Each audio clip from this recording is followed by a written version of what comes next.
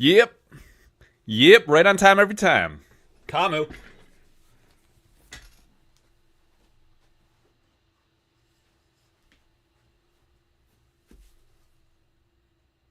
Camu.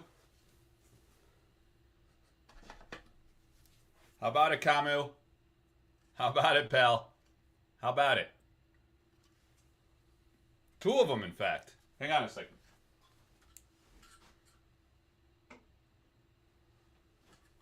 About to see double here. Ready? Bam. Bam. Two grails are going in there tonight. We average 2 to 3 stones per case, so maybe we'll throw 2 in there tonight. Yeah, you never know. Kamu Imetsu. Easy 5 display. What does that even mean? Festos, what's going on? Festos, are you in on this one? I don't think so. We got, how many people? 13 people in on this. Some guys are swinging hard AF. Hard AF. We got one guy, he's got 55 packs tonight. We're opening a full case of Alpha. Full case. 55. We got a couple people at 20. We got a 31. 31 packs. We got another one at 30. And then we got a bunch of 10s, 12s, odds and ends, right? So it's going to be a big night. Big night. We got the 7 tribute in the background here tonight. And a little taste of Truett Parrish right here. There he is. Young, jacked Truett. Slaying the dragon. That is the original painting of Wyvern. Some might call it Wyvern and be wrong. It is called Wyvern. We have the avatar of Wind. Once upon a time it was Wind. This is the avatar of Air now. Original painting. The Ring of Morrigan. Original painting. And the Kythera Mechanism. Original painting. And Z's. The mascot of the southern lands of Australia. And probably even bleeds into New Zealand out of respect, to be honest. All right, so we got the scenes, the new beta scenes, Demo 1 scene and Demo 2 scene. I don't know what those are, so I don't utilize those. Oh, show on stage. Let's see what happens with that. Absolutely nothing shown. Why? Now I got to figure out how to undo it. Could have been a mistake, guys. It could have been a mistake, and it looks like it is. Delete scene. The scene is currently active on stage. It's gone. All right, guys. Apparently you could have scenes in this bad boy. You could have scenes, but we don't know what those are. So we're going to do some YouTubing on that for next time. This is the 3rd consecutive week of a full alpha case break. So last 2 weeks, what that means is the last 2 weeks we opened a case of alpha. And what was it? 2 weeks ago we pulled 3 Philo stones. Last week 2 stones? Or was it the other way around? 2 then 3? Something like that. We have been pulling a lot of Frank Frazetta cards. I think we pulled the Debt Dealer, the Courtesan Dice, the Ruler of Thol. I mean, obviously a lot of Vile Imps. And, what am I missing? Are there any other Franks? Debt Dealer, Dice, Ruler. Oh, 2 then 3? Yeah, we got a lot of Franks and a Vile Imp. We got all of those. What else did we get? Did we get an Eric's Curiosa? We did, I think. I think in the first case we got an Eric's Curiosa. So as you can see, this is a stall tactic. We got a few things to display, but I don't want to. I guess what I could do. Yeah, this is how I'll do it. All right, we're gonna get the overhead cam ready, and then we're gonna have something pretty serious on display. So make sure you share the link across the social media platforms: Discord, Facebook, your book, my book, all the books. And get the word out. We got to get some people up in here. I know it's late night on the East Coast. I must have a pretty good European following because usually people jump in and... actually, you know what I could do? Hang on a second. Let me... what I could do is... No, I won't do that. If you're here, you're here. If you're not here, you're not here. The Europeans, it's like 3 in the morning. West Coast, it's like 6 o'clock on a Saturday. So people are eating dinner or whatnot. But what we need to do here is get the overhead cam ready. All right.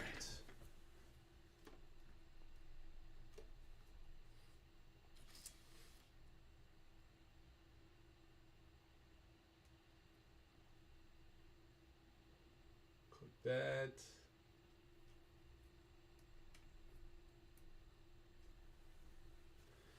All right, we're going to have to rotate playmats. We got the playmats are live. Oh, sitting on a plane waiting to take off. All right, Ghost Pants. I don't know. I got to tease a few other things. We're waiting for a few other people to jump in here. What's up, Rook? And we got to... So the playmats are live on the Patreon. So let me share my screen.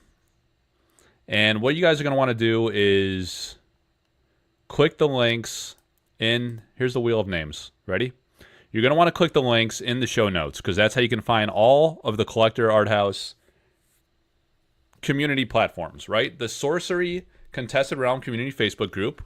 We are coming up on 5,000 members. When we do, someone's going to win an uncut sheet. Non-foil uncut sheet. I'm going to give away an uncut sheet to everyone who shares the link to the community Facebook group.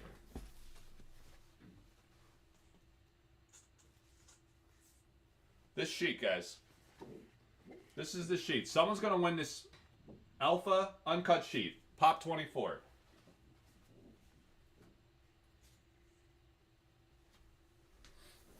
Only 24 of those out in the wild. You got to go to the Sorcery community group. And here, I can show you guys. Hang on. Let me just make sure something weird doesn't come up. You never know what could... See? Look, what did I tell you? Hey, let's see what this is, actually. Future Hall of Fame QB Kirk Cousins stopped by the White House to review film with President Trump today. Kirk telling Trump he lost his job to a DEI QB. All right, so the community group. You go to the community group, and you go to Featured. And here you have a Jeff Easley auction that just launched. We're at $375 on the first offer of Roaming Monster, painted on the back by the legend, TSR legend, D&D legend, MTG legend, Jeff Easley. Now Sorcery legend. Roaming Monster, he painted this on the back. His work is extremely valuable. We have this amazing gilded artist proof by Elvira Shakarova. Only the third one she's done. Queen Guinevere, right? One of the most iconic. And here it is in the background. The original Queen, she had a print of that. She did a really nice job there. Here's the Queen. So, of course, this is the chase card. You know, people don't want to call it a curio. They're calling it an alternate chase. And they're saying, like, well, there's an artist proof. And they don't do artist proofs for curios. Yeah, it's an interesting category, right? Because it's not on the website. We can't get an official picture of the card, but this is an artist proof. It's got square corners. It's from Arthurian Legends. It's non-foil on the front, non-foil. The chase cards in the Arthurian Legends set are foil. So it's non-foil on the front, but on the back, she did this amazing, stunningly intricate gilded border on this beautiful Queen Guinevere. 3 of 25, El Shakarova, 2025. So this one ends tomorrow night at 9 p.m. Eastern. So does the Jeff Easley. And this one is at like $1,150 or something like that. These beautiful petals. I like how she had the petals on the side within the gilded border, and then she's holding one, right? Very nice. Beautiful Queen Guinevere. To do gilding this intricate and detailed is absolutely absurd and insane. It takes an extraordinary amount of time. So it's just absolutely amazing that she did this. She was famous for doing this on her Magic the Gathering altars, and that's how she was discovered by Eric. And you know, she said she was never going to do that again. She doesn't want to do altars anymore, but now she's doing artist proofs just like the altars and the incredible gilding, which is amazing. We're very lucky and spoiled to have that. I also love this how rich this top is and elegant, you know, on top of the window pane frame. So it's kind of like, you know, you never see artist proofs like this because this is like a painting within a painting within a painting. The gilded border is just so detailed and intricate, it takes forever. And then you get a full-scale painting here of the Queen Guinevere. Just absolutely incredible. So that ends tomorrow night at 9 p.m. Eastern. But what I wanted to show you guys, all right, so in the Patreon, we have a playmat sale. We have the Keith Era mechanism. So you see my little Collector Arthouse logo here by the, let me go like this. Hang on a second. See that? Look at that. Yeah, make sure you like and subscribe to the YouTube, please, the video, to get it out there. So you got my logo here. You got Severin's logo here. She designed this, right? And I'm selling them for her, and she's going to get a royalty on all these sales. And this is the 2-player mat. It also comes in a 1-player mat. You see, you see faintly here, it says the Collector Arthouse logo. That's just so someone doesn't steal the image and go and print it themselves, to protect Severn's intellectual property on that. So obviously that will not be printed in the final version. That'll be removed. So you got the Philosopher's Stone. You got the key. See, same deal. This will not be there. The Key Theorem Mechanism, Collector Arthouse little logo here. As Severn did that for me. And then the Severn Pino, or initials here in her logo, like you see on her prints and things. And then you have the Bower of Bliss. So you got 3 of her top iconic artworks. Absolutely gorgeous. They all come in 1-player and 2-player. And then there's a variant of the Philosopher's Stone that also has the Collector Arthouse logo actually printed within there. So if you're a fan of the channel and want to get the name of Collector Arthouse out there, it's greatly appreciated. But I actually discounted that because a lot of people want the pure art. Some people are buying both, which is awesome. Again, really appreciate that. But just wanted to point out those few things. And then the giveaways, what we were talking about is we're at 4,000, right around 4,900 members. I think it's really like 4,800 something, like 4,870 something. It rounds up to 4,900. But when this ticks 5,000, someone is going to win this uncut sheet. All right, so I just wanted to remind folks of that. Oh, God, did I lose the wheel? Oh, okay. All right, good. The wheel's still there. So we got the wheel. We got 13 people tonight. We're going to give it a good shuffle. We're going to get into a case. But what we need to do is get the overhead cam rocking because we got some incredible things to show you this evening before we kick off the case break. So we're going to go extra camera. The ZV-1. People are like, Mike, why do you have such a pro live video production? It's because of the ZV-1, baby. Louis told me to buy that one, actually. All right, hang on. All right, here you go, guys. So the overhead thing. And we got, this is the old mat that Severn did. She had her logo here, and then she signed it up in the upper left. I got some boxes in the way. But you're going to have her logo here. See, it's modest size, and then my logo is going to be down here in the new versions that are going to be sold. You do not have to be a Patreon member, but you got to go to my Collector Arthouse Patreon. It's in the notes, in the show notes here in the bottom, and you go there, and that's where you claim your order, and then you pay in PayPal, and you got to tell me like what your order is, so I don't go insane. I'm asking to pay goods and services and include your shipping information in PayPal, so I could easily track that again, so I don't go nuts. But that sale is going until next Sunday, about a week away. That's the pre-order window. When the pre-order window closes, I order to demand, so I'm going to order that amount, and then I'm going to order like a little bit over that, just in case people miss the sale window or hear about it later and want to buy some. But it won't be like a crazy amount over that. So make sure you guys get in on that in the pre-order window. You're going to see those mats tonight in single player. I just showed you on the computer, and 2-player, the Philo Stone, the Bower of Bliss, the Key Theorem Mechanism. All right, so there's a few things that I need to show with what is going on. If I could find it on my desk. Yes. Okay. So first things first. We got some amazing... people ask, where did the auctions happen, Mike? They happen on the Sorcery Contested Realm Community Facebook group, which I just showed you on the computer, and in the Collector Arthouse Discord. Again, everything linked in the show notes, or if you go to Collector Arthouse Linktree, you could find that stuff. But what I wanted to show you is the Jeff Easley one that just went up. This is Roaming Monster. Garden State, dude, what's up? Roaming Monster by Jeff Easley. Signed on the front. Jeff Easley, again, is a legendary living fantasy artist, one of the best in the business. Has been around for several years, several decades, last few decades. Really iconic artist. He's done tons and tons of art for Dungeons and Dragons, was really his initial claim to fame, which made him huge. So his work sells for a tremendous amount. So really these alpha artist proofs with his paintings on the back are a great opportunity. The Roaming Monster, this is the painting. So the take on the Roaming Monster, you know, the flavor, the type line text says out of the blue. And here you get this D&D dungeon crawler type effect with the warrior marching through the caves, and all of a sudden, boom, the Roaming Monster emerges. But not too menacing, right? He's got kind of this endearing vibe to him. So you can bid on that. It's at $375 currently. It's going to end at 9 p.m. Eastern tomorrow night. It does have a reserve on it. So that's just to protect Jeff, you know, like he's got to get a minimum value for his work. And if it doesn't, the top bidders have first right of refusal at the reserve price. So as they decline, I go down the list, and if no one claims, then I open it up to the public. But usually it hits reserve and the top bidder gets it, or they come up to reserve and claim it. So there you have the roaming monster. And then Sunday night, like we always start the week, oftentimes with the great Atlas Thorn Altarist. I showed this Thursday night, so if you guys tuned in, sorry for the redundancy, but for those who couldn't make it, this is Infiltrate by one of the greatest altarists in the business. Atlas Thorn is his name. Atlas Thorn. It's almost too good to be true. It sounds like a fake stage name for sorcery. Hopefully we'll see him in sorcery, because the guy is incredible. Eric's got to commission this guy. It has to happen, right? It's not Gothic, but whatever comes next, I mean, this guy's very versatile too and diverse. And this is a painted card. It's not printed. He painted this on this card. So Sunday night, this comes up for 24-hour auction at 9 p.m. Eastern. But the big thing, I wanted to forewarn you guys. First of all, we've had paintings for sale, right?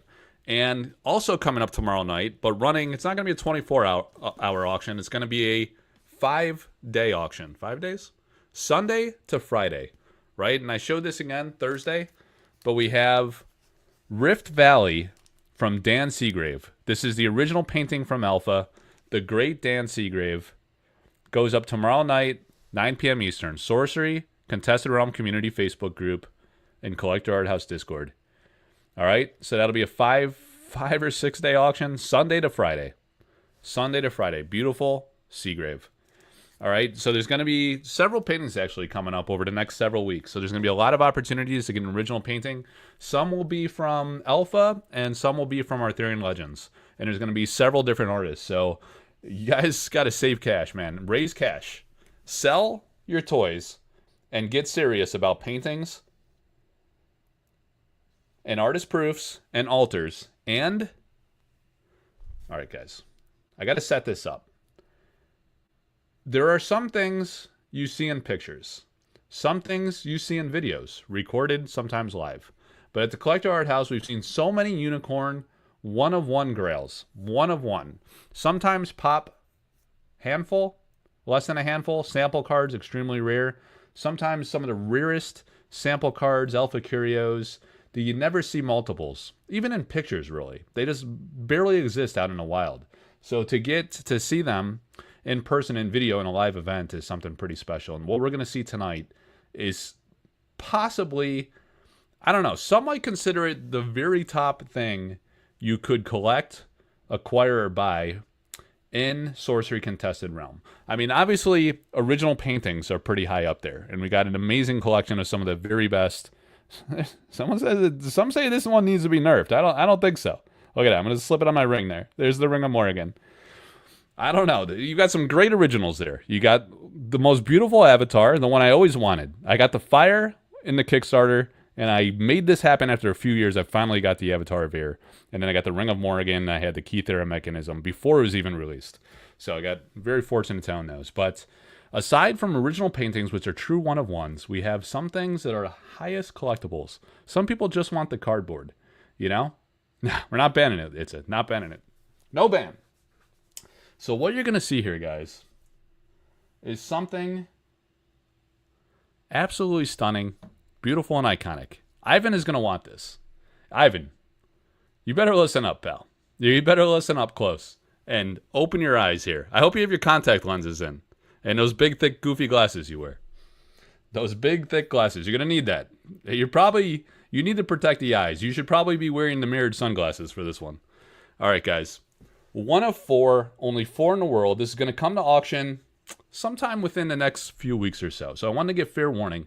You know, the original paintings, sometimes people sell off cards and raise cash to be able to get stuff like that. This one, I wanted to give you a heads up of like a couple weeks, right? Because this is going to be extremely valuable. It's nearly impossible to acquire because there are only 4 in the world. Brace yourself for this, guys. And this is one of the biggest ones as well.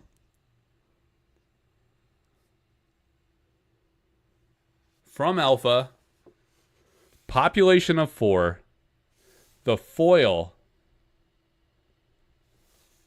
uncut sheet, unique rarity. And here's the thing, guys. I want to be clear about this. Don't expect to see the Philo Stone unique come to market, because that one's not going to, right? So there's this, right? There were 4 top backers of the Kickstarter. 4. I was one of those guys. There were 3 other guys, right? They got a full foil uncut sheet set. I mean, every single card, all 403 cards in the alpha set. I think it was about, man, was it like 13 or 14 or 17 sheets? It's a lot of sheets, because as you can see, it's only 3 by 1, 2, 3, 4, 5, 6, 7, 8. Most are this 3 by 8 layout, right? And it's because of the foil technique. They couldn't do the large sheets. Like I showed you the non-foil uncut sheet that I'm going to give away when we hit 5,000 in the community group. This one, they had to print smaller because of the intricate foiling technique. So we got only 4 of these in the world, only for the 4 very top Kickstarter backers, right? And look at the cards on here. We have the Star Seeds, we got the Frazetta Death Dealer, Keythera Mechanism, Dream Quest. There's so many like massive iconic cards on this particular sheet, and this is going to be the first one offered. So we're going to blow the doors off right out of the gate, right? The Gilded Aegis, Vaults of Zool, the King of the Realm, 2 bangers from Tony. Eric's Curiosa, the namesake of the company, mega iconic, one of Dan Seagrave's most coveted artworks, the great old one. Crown of the Victor, original painting lost at sea, tragic. Courtesan Dice, Cerberus and Chains, Alan Pollock, Twist of Fate, one of only 2, was it 2 or 2 cards by Santiago Caruso that made it into Alpha. Vesuvius from Jussi Pilkis, Orb of Balbirth, another Seagrave.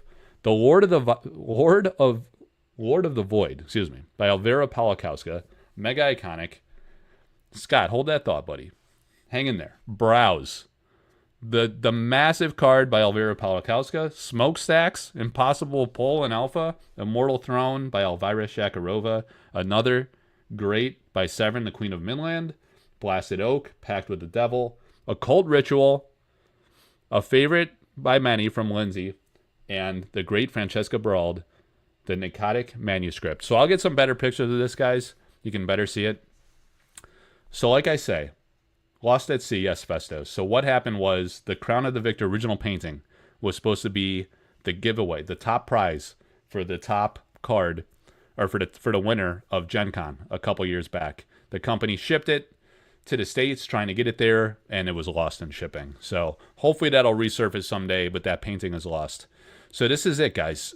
Massive, massive cards. 2 Frazettas, Death Dealer, Courtesan Dice, the Keythera Mechanism by Severn, Godly, Dream Quest, King of the Realm, Eric's Curiosa.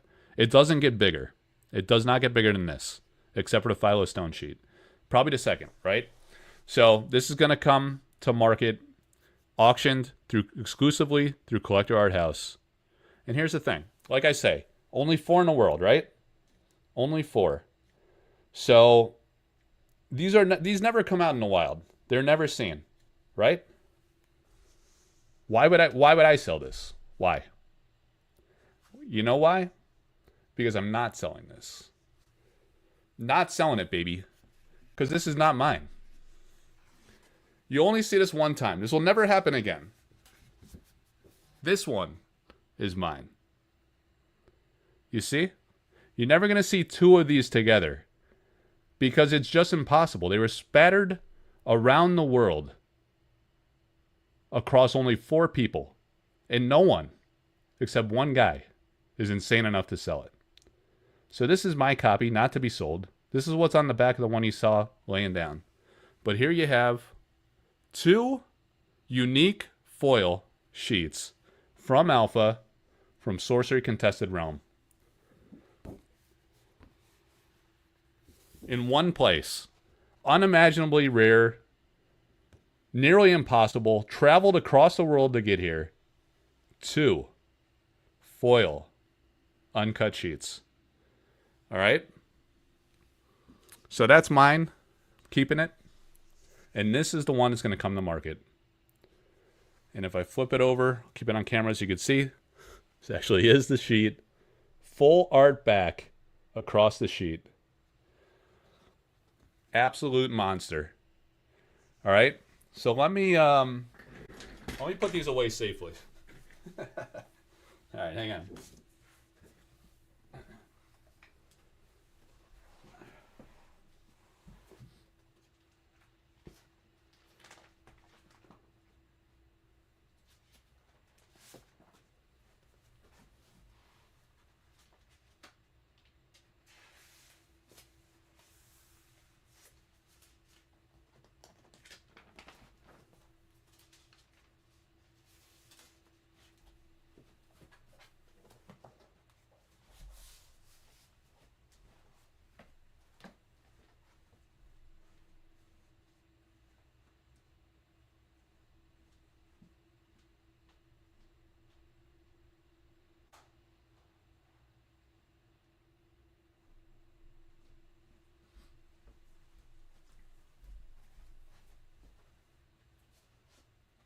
One down, baby.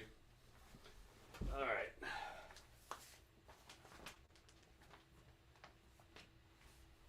Going back in the Padfolio. Few weeks.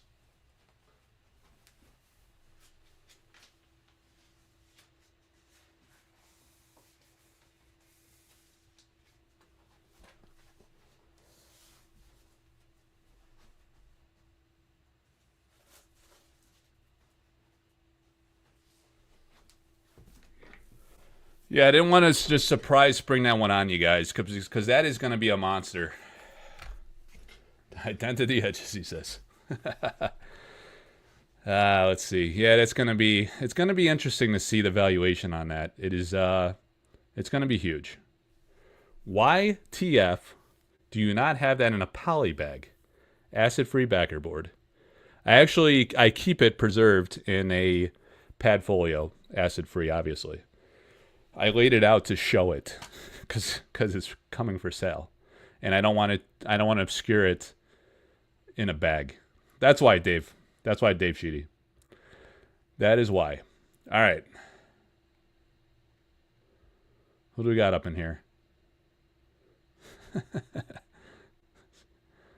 Interesting. All right. People seem to like it. I think we got 100 bid. Someone opened the bidding a few weeks early. Jeff T. Jeff Tooey's got to go to bed. Dude, it's Saturday night. What the hell? He pulled that Thursday. No, yeah, it's not mine I'm selling, Evan. I guess that comment was a while ago. So I'm keeping mine. It's a consignment deal. I'm offering it for somebody. There might be more than one coming to market, but not of the same one. Are they full art? Yeah. The front is foil, the back is full art. They're just like the cards, the regular cards. It's literally the sheets that they use to cut the cards. And they offered 4 of them in the Kickstarter campaign to the top backers. But first we got Seagrave. Again, we got several paintings coming up over the next several weeks. And the reason, again, that I wanted to show that is because it's going to be a high-end item, and I don't want to like cut anybody out by saying like, bam, you got a week to bid, right? And sometimes people want to like sell stuff off and raise cash. I mean, because listen, like the alpha cases are still worth a lot. Some people have like a closet full of alpha cases. You sell a few alpha cases, and you get a unique foil uncut sheet. Pop 4. Only 4 in the world. It's pretty insane. You guys thought I was casually handling it? I touched it on the edges, in the border, and then I put it back in the Padfolio. What's the big deal? Bunch of ball busters in here. Where do you guys learn this behavior? Bunch of animals out there. Bunch of animals. 4 in the world, Cosmic. These guys are busting my chops. Just saying I'm handling it like a what? I don't know, like a tire iron. Just tossing it around. I don't know what I do with a tire iron. I'd probably just call a guy. If you have a problem, you just call a guy. I'm not gonna get my hands dirty. I gotta use these hands for business stuff. You know? Opening cards. That was a bad layout. Alright, Garden State's in for 12. We got Cheetah for 55. Gen Zers. No Cheetos when you're handling those. That's for sure. Alright. Yeah, Cosmic, what have you been up to, man?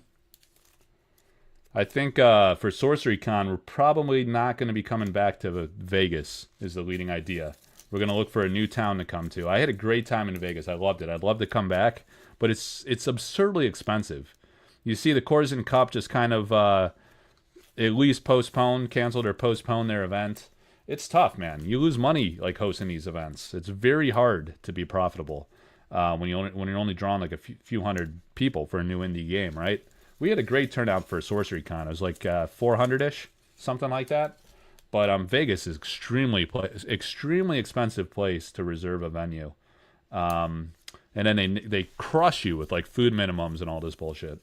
So plus we want to like kind of diversify. We want to hit other parts of the country. So I'm working with the guys. We're planning for the next Sorcery Con, and we're considering different venues, looking at pricing, looking at availability for the latter part of the year, probably similar to last year, because we want to wait for Gothic to come out. And we want to like pick a location that maybe not everybody could go to, like a West Coast destination last year and really wants to be a part of this thing. So it might be, we're looking at like central locations, maybe closer to East Coast, not totally East Coast, but a few different options. Again, like price, availability, attractiveness of the town and the destination. Those are all factors that we weigh in. Of course, we want to maximize attendance. We want as many people that can as we can get to come out to it. Where did I put these things? I'm one short.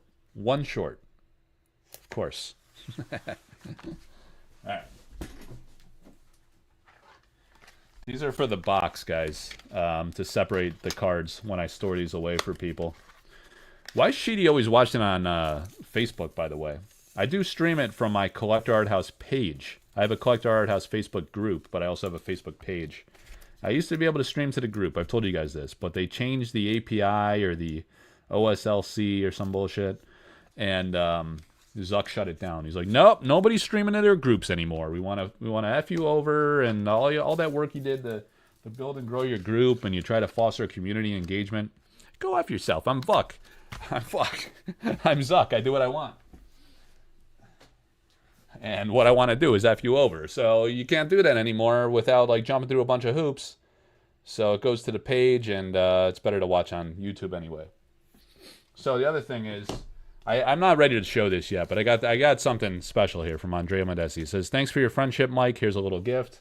And the gift he gave me is, I shared this last year, guys. This beautiful painting he did. This is a postcard. He just gave me a postcard, right?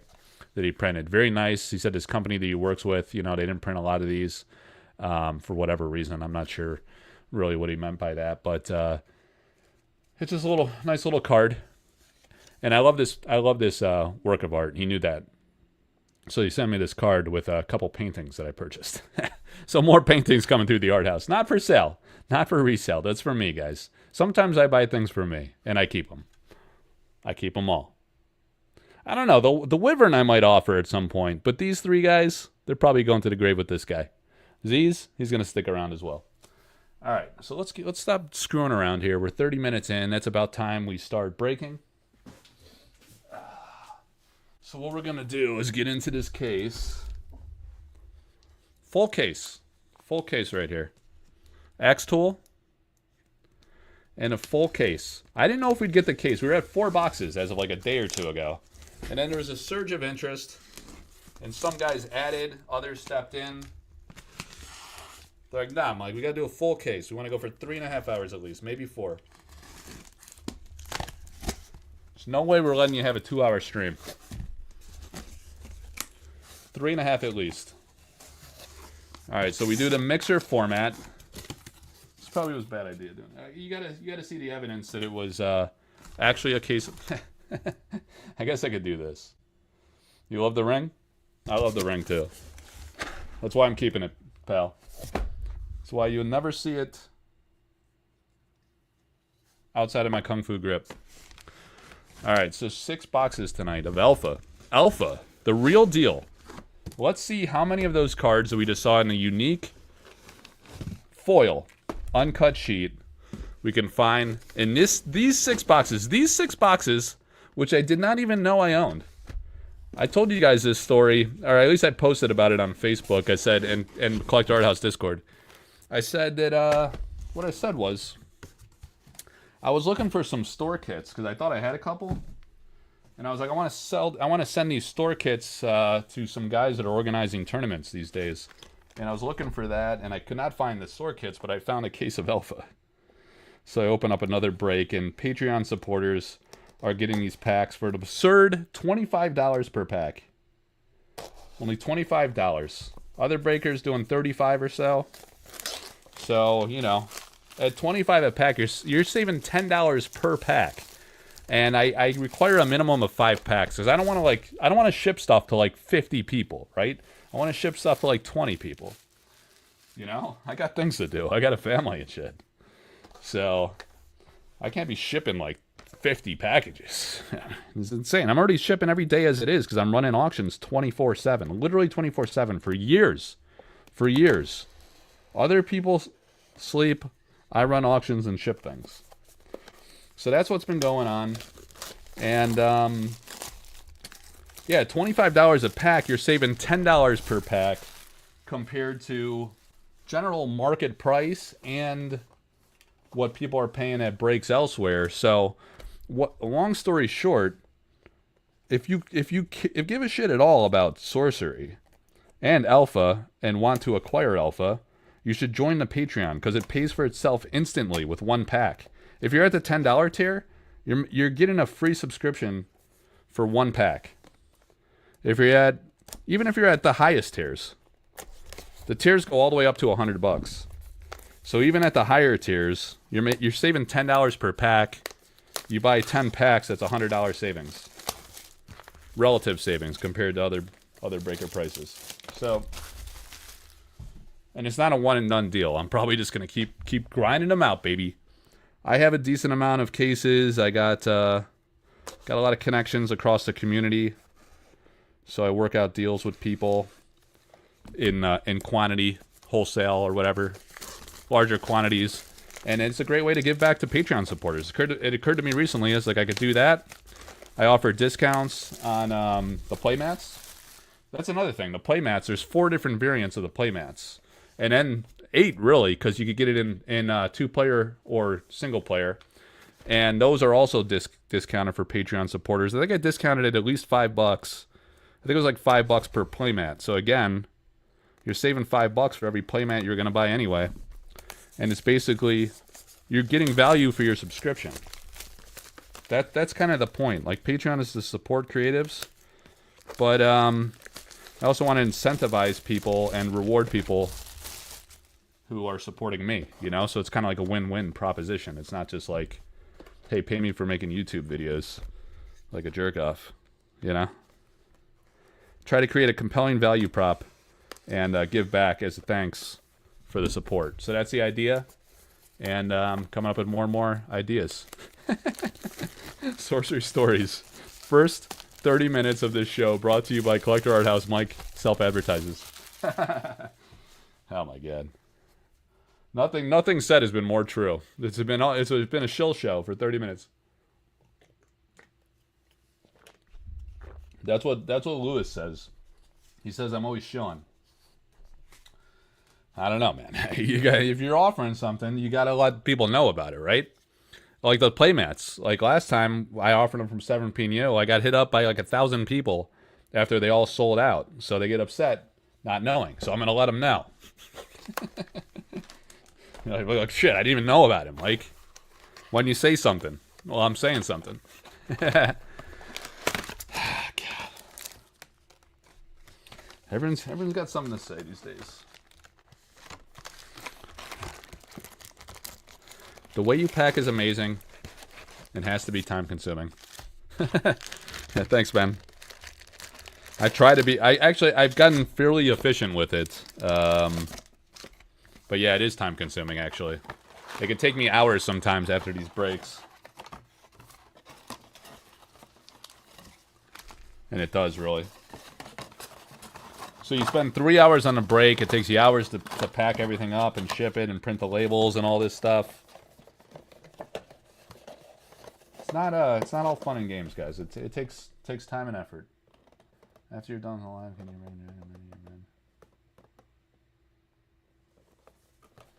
All right.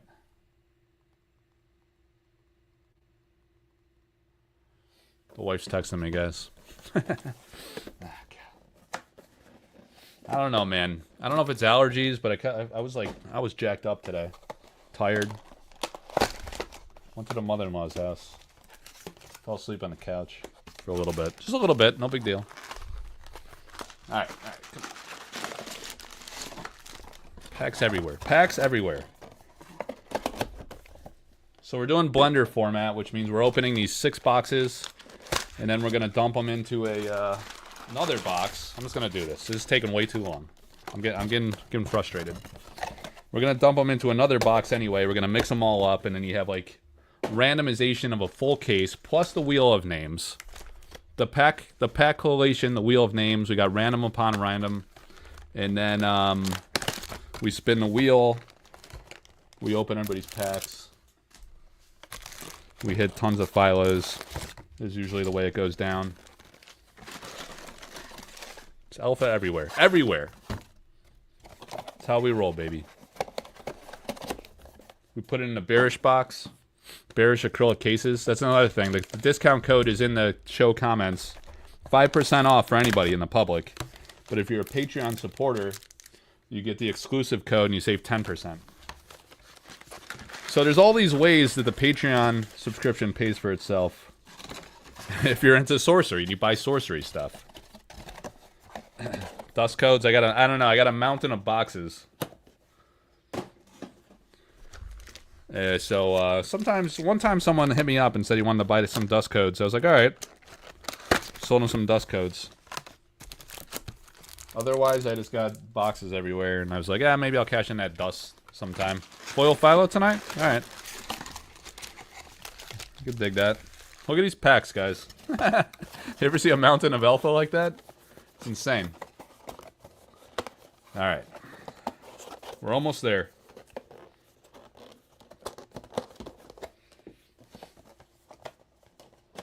So after the unboxing, we got to box this up in a bearish box. Bearish.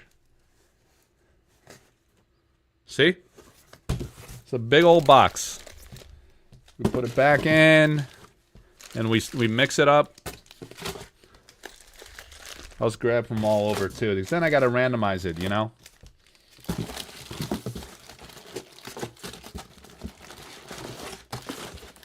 Nice and random. Wow, that's a lot of packs, guys. This is why this show takes absurd amount of time. It's a lot of packs. It takes hours. Think this is easy? Anyone can do it, they say. Anyone can open packs. How did I even fit these in the box last time? Some are about to go off the desk. Alright. I'm gonna rebox, shuffle them up. Mike, how often during your day job are you like, F, I can't wait to just go home and do all the Collector Arthouse related stuff. I think about it all the time, man. All the time. I'm in a meeting, I'm just dreaming of philo stones. It's like, how many am I going to pull this week? Probably at least 2.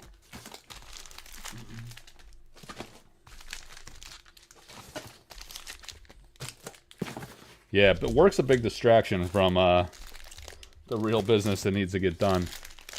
We got foil sheets in the house. Oh. We got original paintings. We got God tier altars and artist proofs from the absolute greatest legends. And what is this? How'd that get in there? The greatest legends, Jeff Easley. I think that last box I just dumped it so hastily. You got Easley, Elvira Shakarova, Kyle Calazans. I was thinking about all the artists I've worked with. Almost, man, it's got to be like almost all of the alpha sorcery artists in one way or another. It's a true blessing.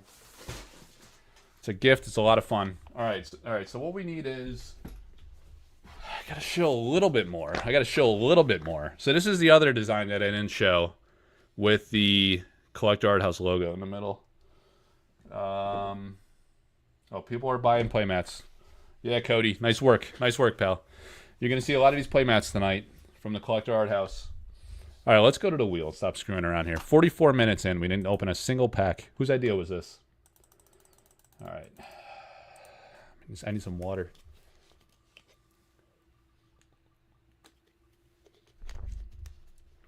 Cosmic loves the X. Cody. He buys playmats, he gets 10 packs.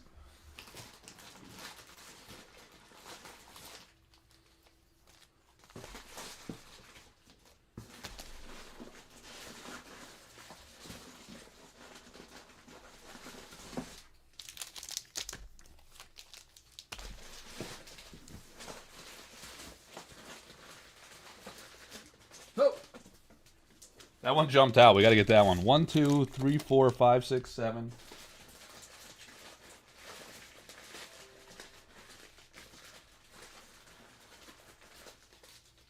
8.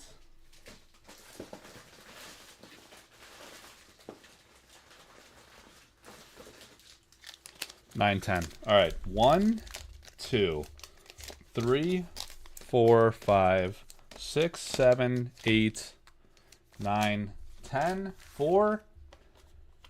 Our man Cody. No, I do not want to restart to install Windows 11. All right, Cody for 10. Cody for 10. Coming off the wheel. Remove. Switcheroo. All right, Cody for 10. Ready? First pack stone right off the bat. 1, 2, 3, 4, 5, 6, 7, 8, 9, 10. Let's go. Share the link, guys. Share the link in the Discords and the Facebook groups. Like and subscribe to the channel, please. And let's get it popping, baby. Here we go. Sky Baron. Trolls. Wouldn't that be funny? So one original painting owned in this pack. I own that one. Beautiful Humble Village by my guy Modesty. You guys are quiet tonight. No one's got a thing to say. Step. Ooh, Vasily. Grey Wolves. Trolls every time. Trolls and Village to finish it up every time. All right, Cody. We're looking for our first foil. Come on, dude. Oh, you got your first foil coming up. God, the gnomes. Oh, man. I sold this painting a few months ago. You remember, guys? Come on, focus on it. This is a beautiful painting. An elite. An elite foil. Congrats. That's a nice hit. This was a stunning painting in person by Asi Haikala. I came so close to keeping that one. I really did. I wanted it. But I've kept too many. I got to share. I need to share with people. Is what I was told in grade school. Grammar school, some might say. You must share, Mike. Stop being such a scumbag. Other people should have things. Is what they say. What the fuck? Come on. Pennies everywhere. Pennies everywhere. We need some top loaders. We're going to need a lot of top loaders tonight. It's Grail season, baby. It's Grail season at the art house. Jeff Toohey went to bed early. As soon as we got started. Jeff was like, hey, Mike. We were at like five packs or 5 boxes sold. And I was like, look, guys, I think we're peaked at 5 here. We're done. And Jeff's like, hey, if anyone comes in late and doesn't buy, I own that painting, I will buy the rest of the packs. And then like within an hour later, the whole box was sold. So we got a full case. Jeff got no more packs. He only got the 10. He was going to backstop it. And then a bunch of people jumped in. Oh, shit. Oh, shit. This is a nice one. Seer. Seer, baby. At first, I thought it was Avatar of Earth. But Seer is a godly paint. I've wanted that one from Seagrave for so long. That's a really nice hit and a beautiful painting. It is the namesake of the Sorcery Contested Realm Community Facebook group. It's been the picture, the face of it, since day one when I created that group on February 7th, 2022. And here we are 3 years later, still making the magic happen. All the time, baby. The Court Jester, nice one. Simon bought that one. Original painting, Liz Danforth. Simon's got a pretty nice painting collection as well. I don't know if he's got more than me. He might. He's got a lot. Certainly Eric's got a shitload, too. Some that I want. You hear me, Eric? Some that I want. Come on, man. Stop being such a greed monster. Share with your boy. Alright. I thought that was Philo Stone. Are you guys even seeing these cards, or am I going too fast? I gotta make it happen while I got some juice. I'm an old man. I get tired. Crown of the Victor. Lost at Sea. Terrible thing. That sleep reminded me, guys. We got Severin on the brush again. Severin is on the brush, which means that we're gonna see some more artist proofs from the great Severin Pinu, but it's gonna take a while because she just got started. She's probably gonna do a full set of Alpha. I don't know if she's gonna do Ethereum Legends too. Oh, another Aussie, the Swan Maidens. Ordinary Mortals of Eerie Grace. It is a little eerie. I will admit, Boss Troll. Smoke those things. Smoke those things like it's my job. Alright, you got 3 foils and 10 packs, Cody. And you got some damn nice ones, too. You got the Seer. You got the Swan Maidens, and you got the Beautiful Unlikely Alliance. Not bad, dude. Congrats. That's a solid start. Alright, so you're going into the Box of Dreams. Yeah, 25 a pack. That's pretty cheap buy-in. So you did fine. You did quite alright there, pal. And thanks for buying the playmats as well. Appreciate that. Severin appreciates it. She's getting paid on every sale. Alright, guys. Back to the wheel. Stop screwing around here. Let's shuffle a little bit more. 12 people left. We've been through one person within the first hour. It's tough. It's kind of tough. Oh, deviating. Garden State at the bell for 12. All right, Garden State was at 8. He added 4 more, which puts him at 12. So here we go. Our first 12er. Maybe the only 12 tonight. But the first one over 10. There's several of those. Garden State. Garden State TCG. Great guy. All right. And thanks for joining Patreon recently as well.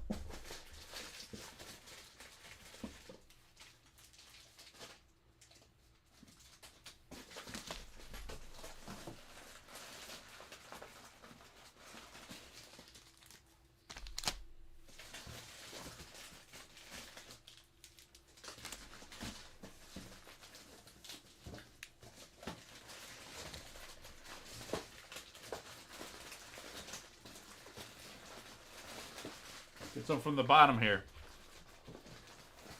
Yep. Yep. Yeah, buddy. Yeah, buddy, State. All right.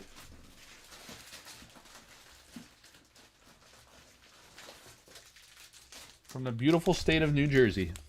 1, 2. Oh, 1, 2, 3, 4, 5, 6, 7, 8, 9, 10, 11, and 12. All right. Garden State. Where are you located? In the Garden State. 1, 2, 3, 4, 5, 6, 7, 8, 9, 10, 11, 12.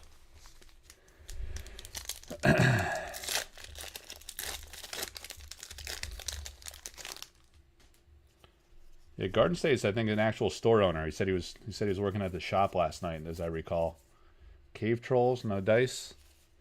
Can you guys actually see the cards? Can you see the cards? I need better form. One of the coolest arts in the game. Which one is that? Simon is 4 Waters. Yeah, he got 4 Waters. He bought it from Severin at Spiel last year. Ooh, Muck Lampreys. This is actually an underrated artwork too. Look at the Lampreys. How the branch looks kind of like a monster creeping out there. Pretty sick. My guy Vasily. I have some Vasily prints left, guys. If you want a... what prints do I have left from Vasily or Malayev? I'm selling them for him. It's in Russia. It's very hard for him to sell things. So if you guys want to support Vasily, please let me know. Be happy to sell you a few prints. We got the White Deer. What is it called? White Heart? It's a White Heart. We got a couple of those, I think. We got Grim Reaper. What else do we have? Fey City. That's one of my favorites. I love that. I own original sketches of that from Vasily. Vasily's the man. Paints churches. He literally paints churches. We discovered that when we had Vasily Ermolov and Elvira Shakarova on the show when I did my beta box break when beta came out. We had a big show, a lot of artist cameos, and I had Elvira come on along with Vasily. I coordinated that so he could translate for him, because Vasily does not. He's either unwilling or he's just unable to speak English. He doesn't do it. Spiral itch. Ooh, beautiful salamander. Oh, there's a troll there. Son of a bitch. Those trolls piss me off. They piss me off. I gotta look every time.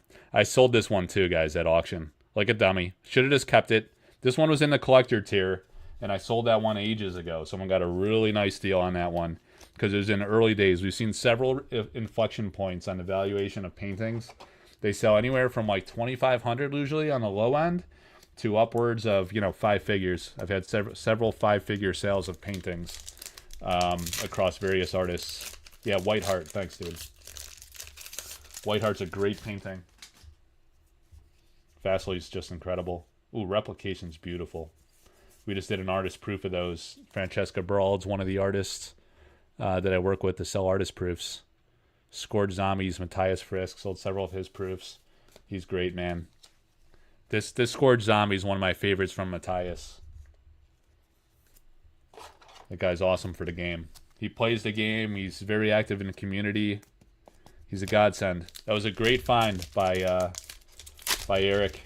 After the Courtesan Cup, I hung out with Matthias. We went to the art museum in Washington, D.C.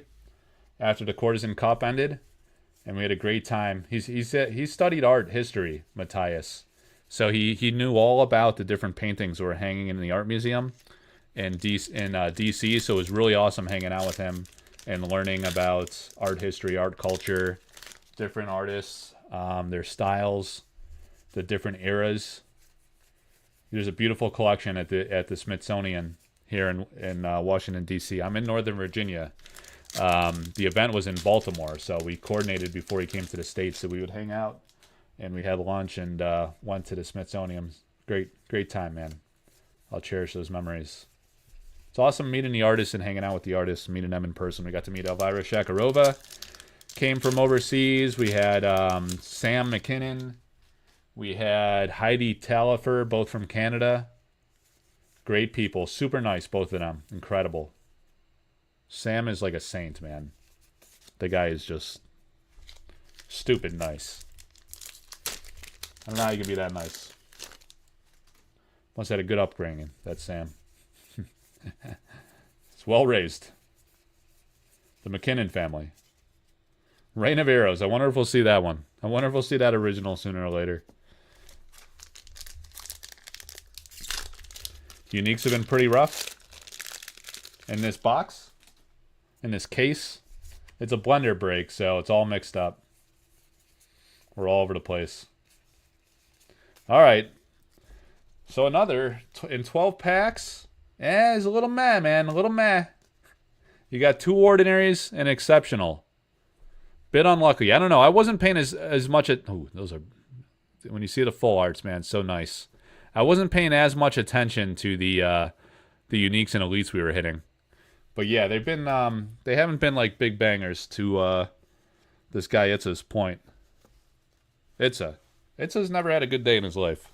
So you got to temper some of the things he says a little bit. It's a little morbid, this guy. This guy, it's dark. A little dark. All right. Just kidding, man. Just kidding. Calm down. Calm down now. Put the weapons away.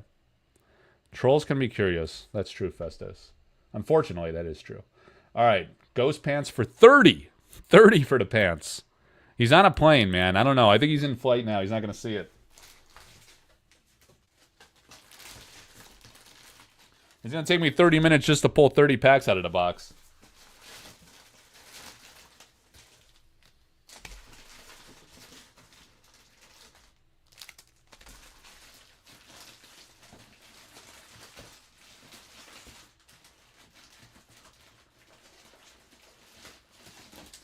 Maybe we'll do this. We'll take some from top and bottom and middle to expedite.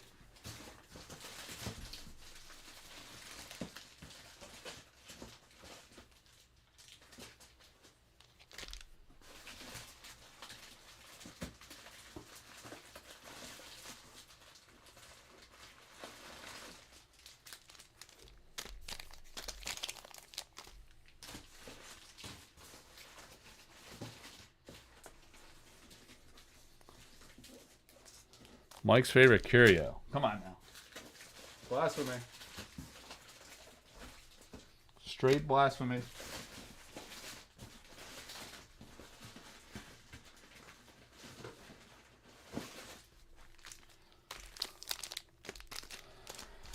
All right, let's see how close we are here. 1, 2, 3, 4, 5, 6, 7, 8, 9, 10. 1, 2, 3, 4, 5, 6, 7, 8, 9, 10. 1, 2, 3, 4, 5, 6.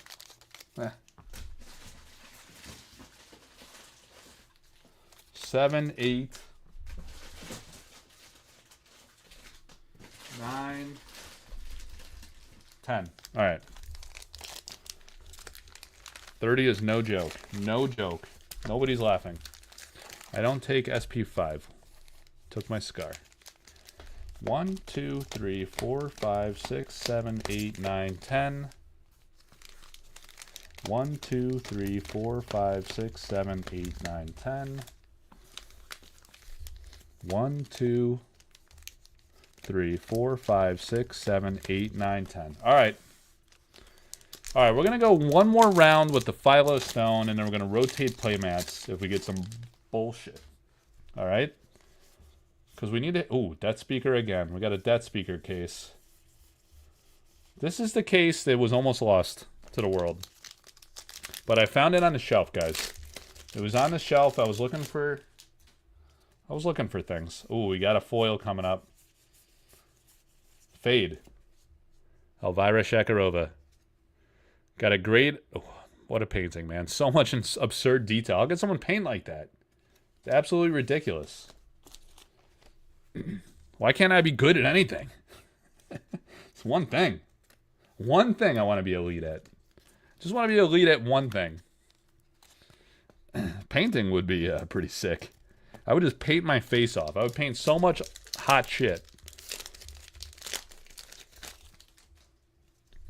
I don't know. I find painting a little stressful, to be honest. Drawing, painting, very stressful. I don't want to mess it up. I want it to be perfect. And then I get pissed if it's not.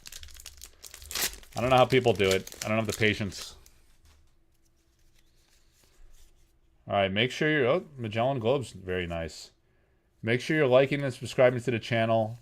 Join the Patreon, for God's sake. We just sold the Critical Strike. Buy some playmats for Severn. For the art house. Buy a painting. Buy a foil. Ooh, Midland Army. A foil uncut sheet. Coming up, guys. It's gonna be... It might be like one of the biggest auctions ever. Thanks, Cheetah. Ooh, Silver Valkyries. Another Critical Strike. Boss Troll. The Troll is always second to last in the pack. Alright, this is busted first 10 here, man. We still got a few in the first 10. 30. Oh, Pudge. Hounds. Troll. So many trolls. No foils yet. No foils. You have 32 people tuned in online. Not bad. Yeah, it's not bad. 30 now. You just scared off 2. Lord of Unland. Alright. How many we have like 13 people in the break though, so you know, you gotta dismiss that. People just want to see what they got, then they're out of here. They're like, oh, F this. I'm out. Cave trolls, god damn. Freaking trolls everywhere. So funny. So funny, these trolls. A troll curio. What a good idea. Hilarious. Ooh, Monster Hunter. Ghost Ship. Beautiful. Dude, you didn't get a single foil in the first 10 packs. Brutal. Come on, Ghost. Oh, no, you got one foil. It was sitting right there in front of my face. You got one foil, pal. So you might end up with 3 foils and 30 at this rate. I don't know. Rates don't mean much. It's low volume. Land deed is very... Oh, teleport. The king. Easily. An exceptional foil. Very nice.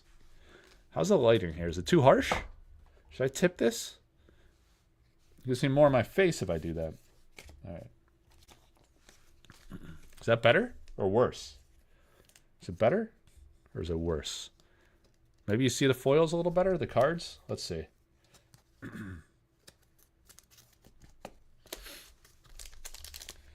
All right.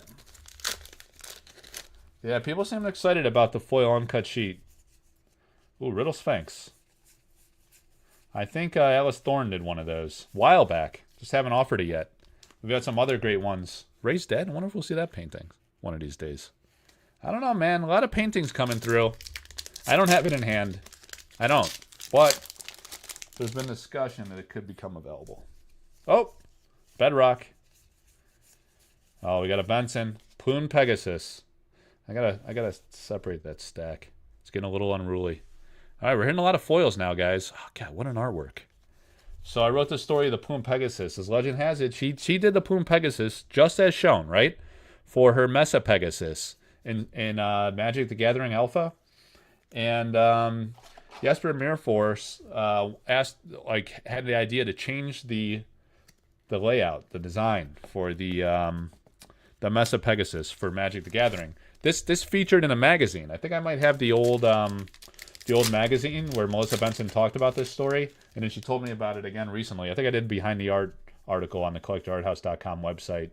Another court jester. And so after all these years, you know, she changed it for Magic. It did not look like this, but she went back and she made it happen for Sorcery. I wonder if she told Eric that story. You know, Eric's like an old MTG collector. Spear of Destiny. Got that painting over by the wall over there, guys. The Spear of Destiny. If I pull it in foil, I'll pose it with the painting. But not for a lowly non-foil. No. No. Flame Wave. Alan Pollock. We'll probably have an Alec Pollock painting coming up maybe in a few weeks. I'm telling you guys, the next 2 months are going to be absolutely insane. So you got to pick your lane. Do you want to do alpha breaks? Do you want to do artist proofs? Do you want to do alters? Ooh.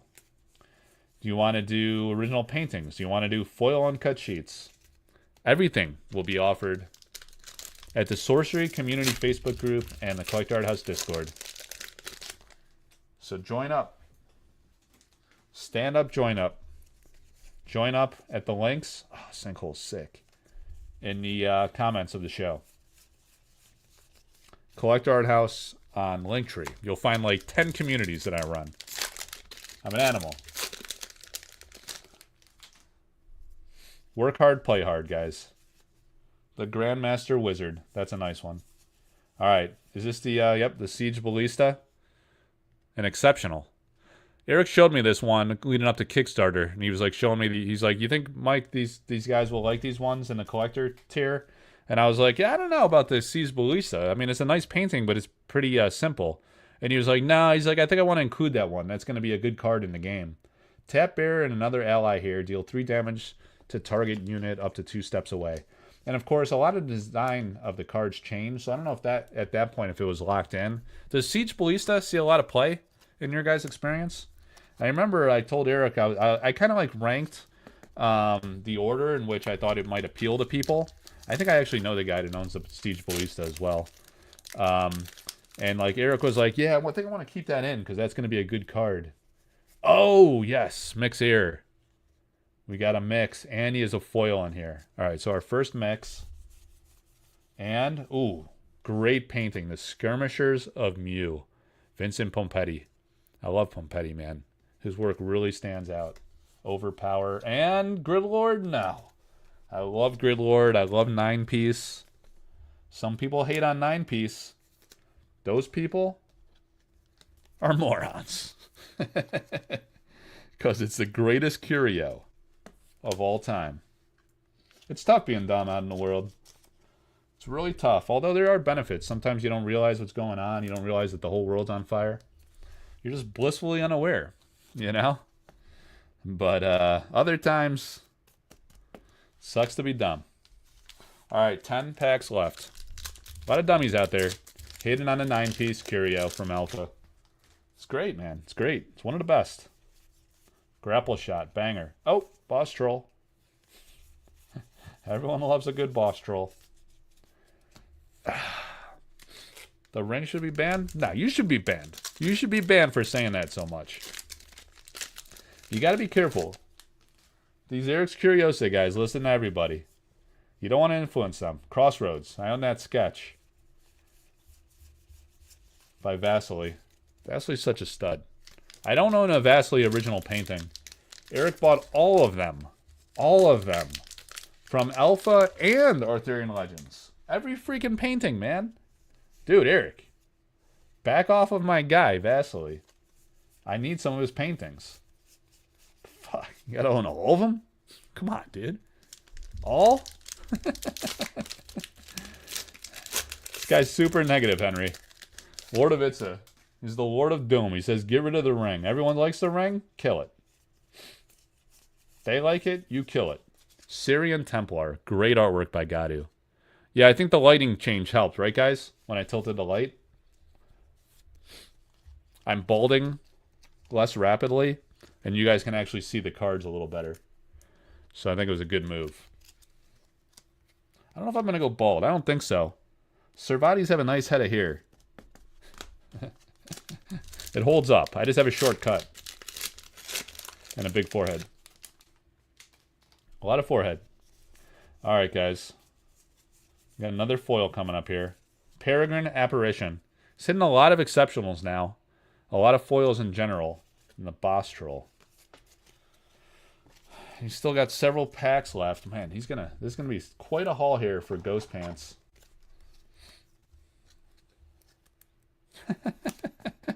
You unsub to Lord of Itza because he's too negative.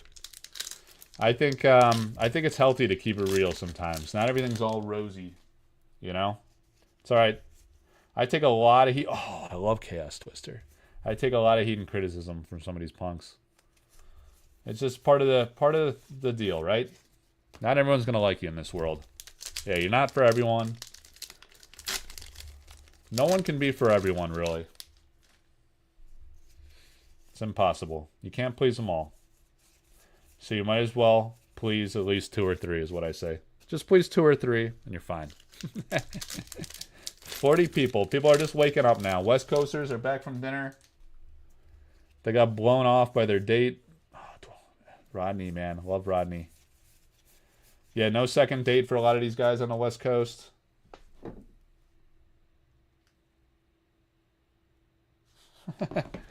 Dude, I'm getting messages from guys on Discord all the time while I'm live. Hey, you got an update? No, I'm breaking a full case of Alpha. It's gonna take days. All right, hang on. Boss troll. Double troll action in that one. Last pack. Last pack. Free Ivan. Banned left and right. He's gone from here. He's gone from there. Discord's gone. All right, sinkhole. All right. No Philo Stone yet. No stone. Dude, this guy got a lot of foils in 30 packs. All right, the mix here, let's separate that one. A couple exceptionals. Well, I got a lot of exceptionals. Ton of them. 2 ordinaries. There you go, Ghost Pants. Oh, oh. It's hard to even spread them all. There you go. Interesting. 30 packs. 1, 2, 3, 4, 5, 6, 7 foils and a mix. Ghost Pants. Can we fit you in here, man? He was in a prior break. I got a sample. Oh! Let's see how he did previously here. Let's see how he did previously. Ghost Pants. He hit this sample card to Wall Fire the other day. All right. Where's this? Did I get his thing out? Son of a... Ghost Pants for 30. All right, so Ghost Pants. He's got a lot of cards here. A lot of cards. This is Steve. And these are all ghost pants. So we got to put his... This box is going to hit capacity tonight. Because we had some holdovers. These guys keep coming back break to break. And holding to save them money on shipping. So I'll open up another case tonight or tomorrow. Probably tomorrow or something. We'll start selling towards the next case. I don't know. Maybe the price is right. Patrons like it. So I'll go with it for a while. See how the market evolves. If the market spikes up or something, I might have to increase the price again.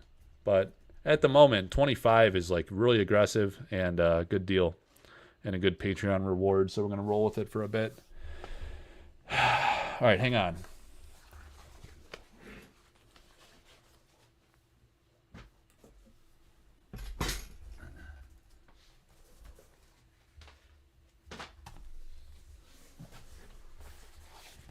All right, let's go Bower of Bliss for a little while. So the playmats are for sale at the Collector Arthouse Patreon. This is one of them. Single player you're looking at. But you get in single player or double player. Beautiful print quality. You really see the vivid colors. On the Pelican. You know, it's a very luscious painting. I helped Severin sell this original painting to one of my buddies. It's freaking, I was so jealous he got it, to be honest. I really want it, man. But this guy's a great, passionate art collector. And he really appreciates Severin's work. He owns a few of her gorgeous pieces outside of the game. And he picked up his first sorcery piece, actually, is this Bower of Bliss. I was pretty envious, not going to lie. Brahm, you like Brahm? Death Dealer? Akbro was a late ad. He's one of the last people to buy into the break today. 20 for Akbro. All right. I got 20 for you.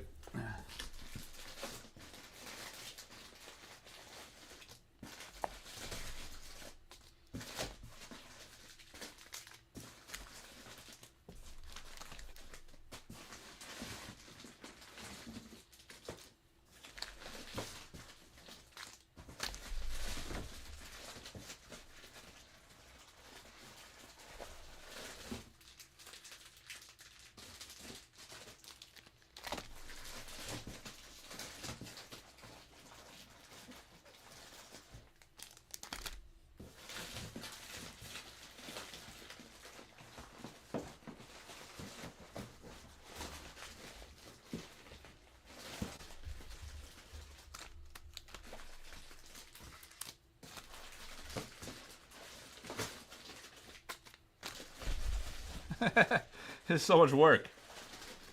The blenders. The blenders a pain in the ass. Oh, God. Threw a few out of the box.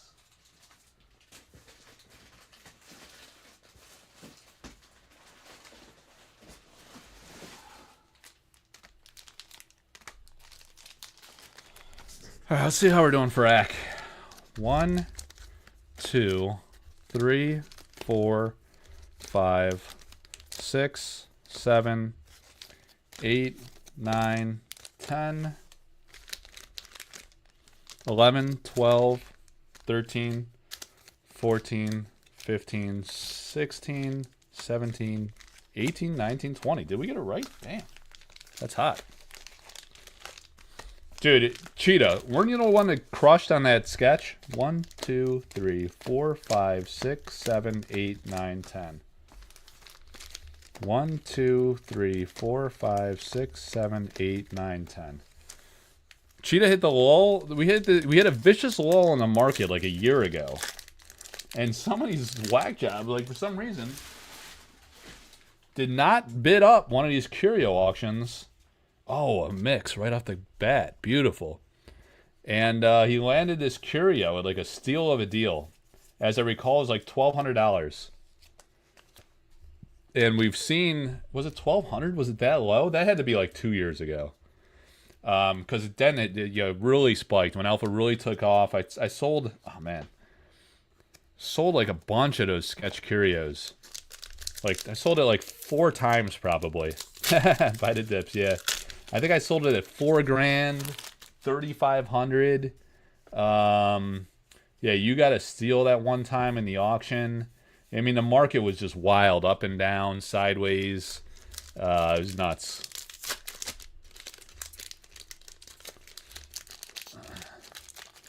EC sketch. That's a nice curio. It was the first sketch, too. So, struggled with that pack there, Ack, bro. All for naught, too. Not a damn thing in that pack. Not even a 9-piece curio. Or a Gridlord. Is the Bliss busted?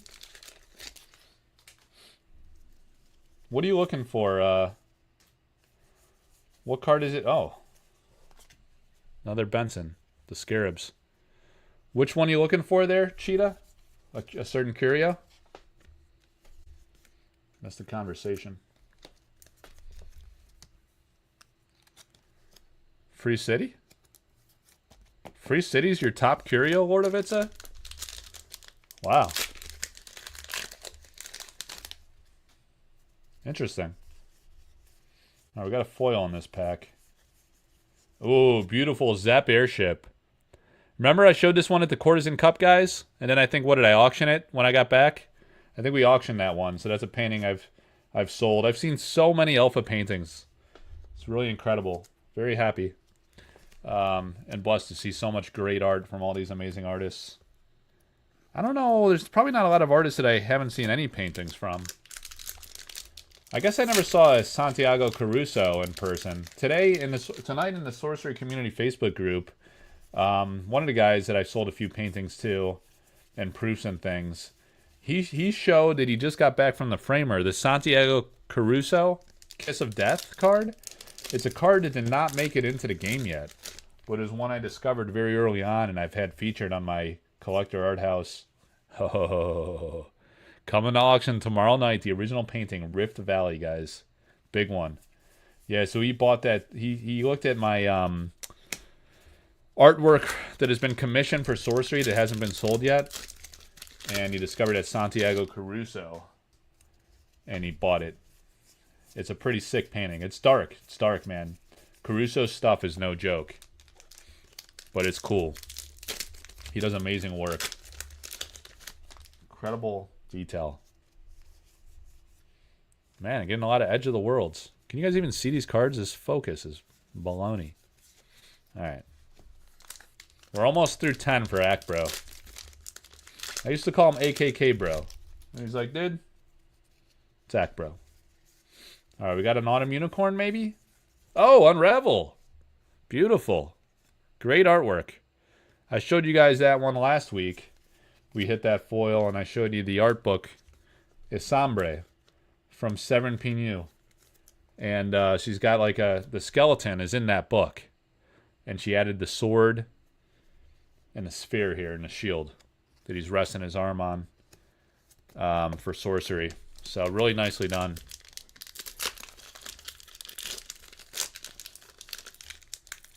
Yeah, the original of Rosalind, that would be great. She actually sold that one. I think that leaked. Oh, Crown Prince, guys. There's a story on Crown Prince that might not be ready for prime time. Fine, I'll tell you. Eric, if you're watching, ARIC, there is a... Did I pass a Geistwood? There was a Crown Prince sample card discovered. So I got a guy that's got about 150 sample cards. He wants to sell it as a complete collection. You listening to this, Ivan?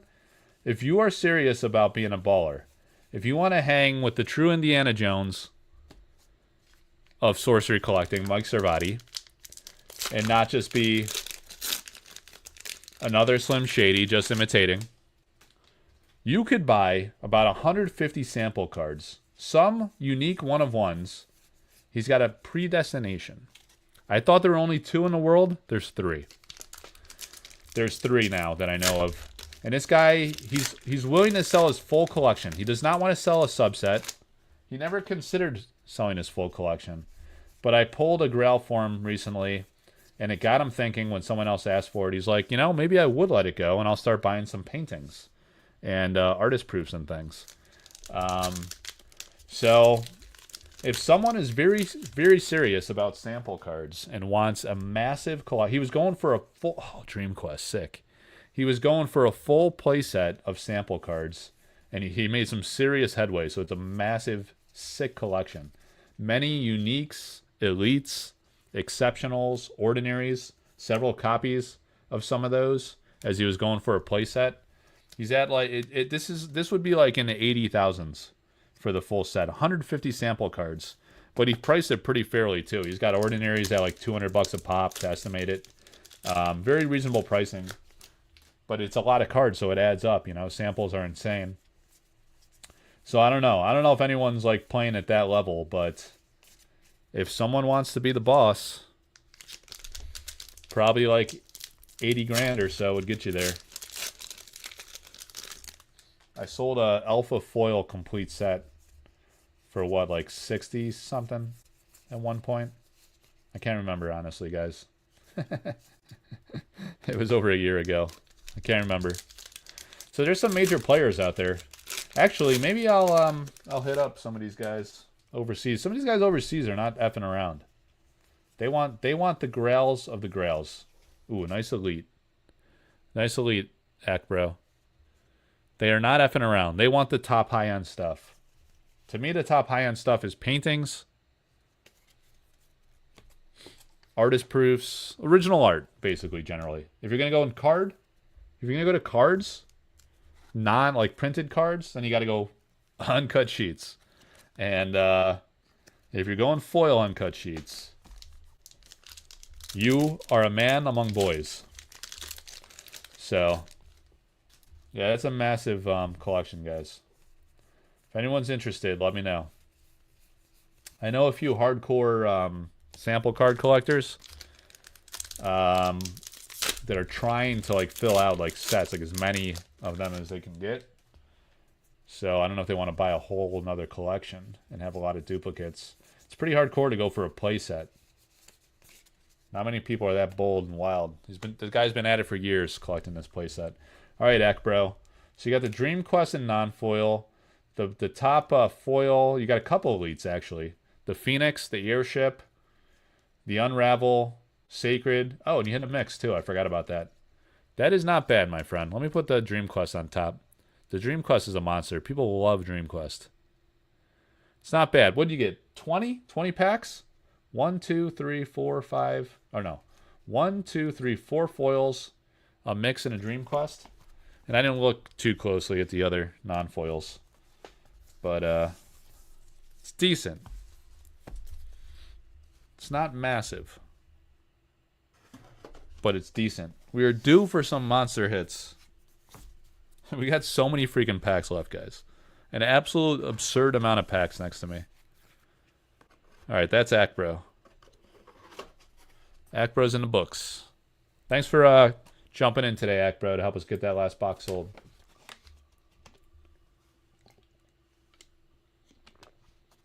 At 25 a pack, why not? Steve's in for 20, man. Steve's got a haul up in here. I don't know if I'm gonna be able to. I gotta move. I gotta relocate his goods, his Veblen goods, because it's not gonna fit in that row. Steve's already got 10 packs worth, and he's going for 20 more tonight. 20. And we're due for some bangers, so maybe tonight's the night for Steve.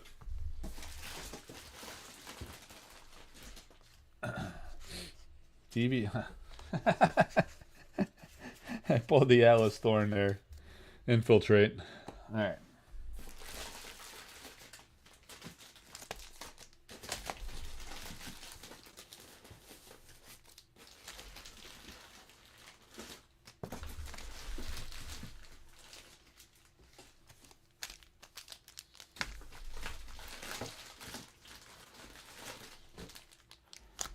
Hey guys, what do you think about uncut sheets that have blanks on them? You know, have you seen the uncut sheets where the sheet's not fully filled out? The one I showed you that's going to come to auction, there's every square is out there, right? But some have blank slots. What do you think about those blanks? Yeah, it's too late on this one, Ivan. I pre-sell the breaks.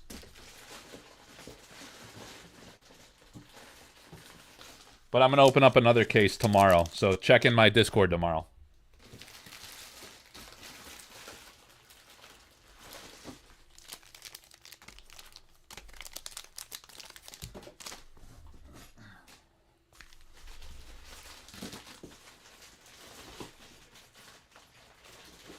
Collector Arthouse Discord.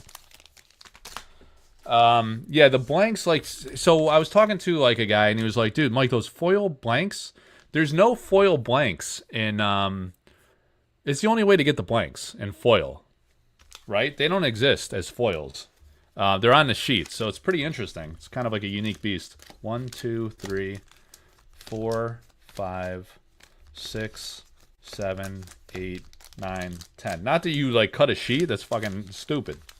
But they don't exist otherwise, so it's kind of like another unique novelty. 1, 2, 3, 4, 5, 6, 7, 8, 9,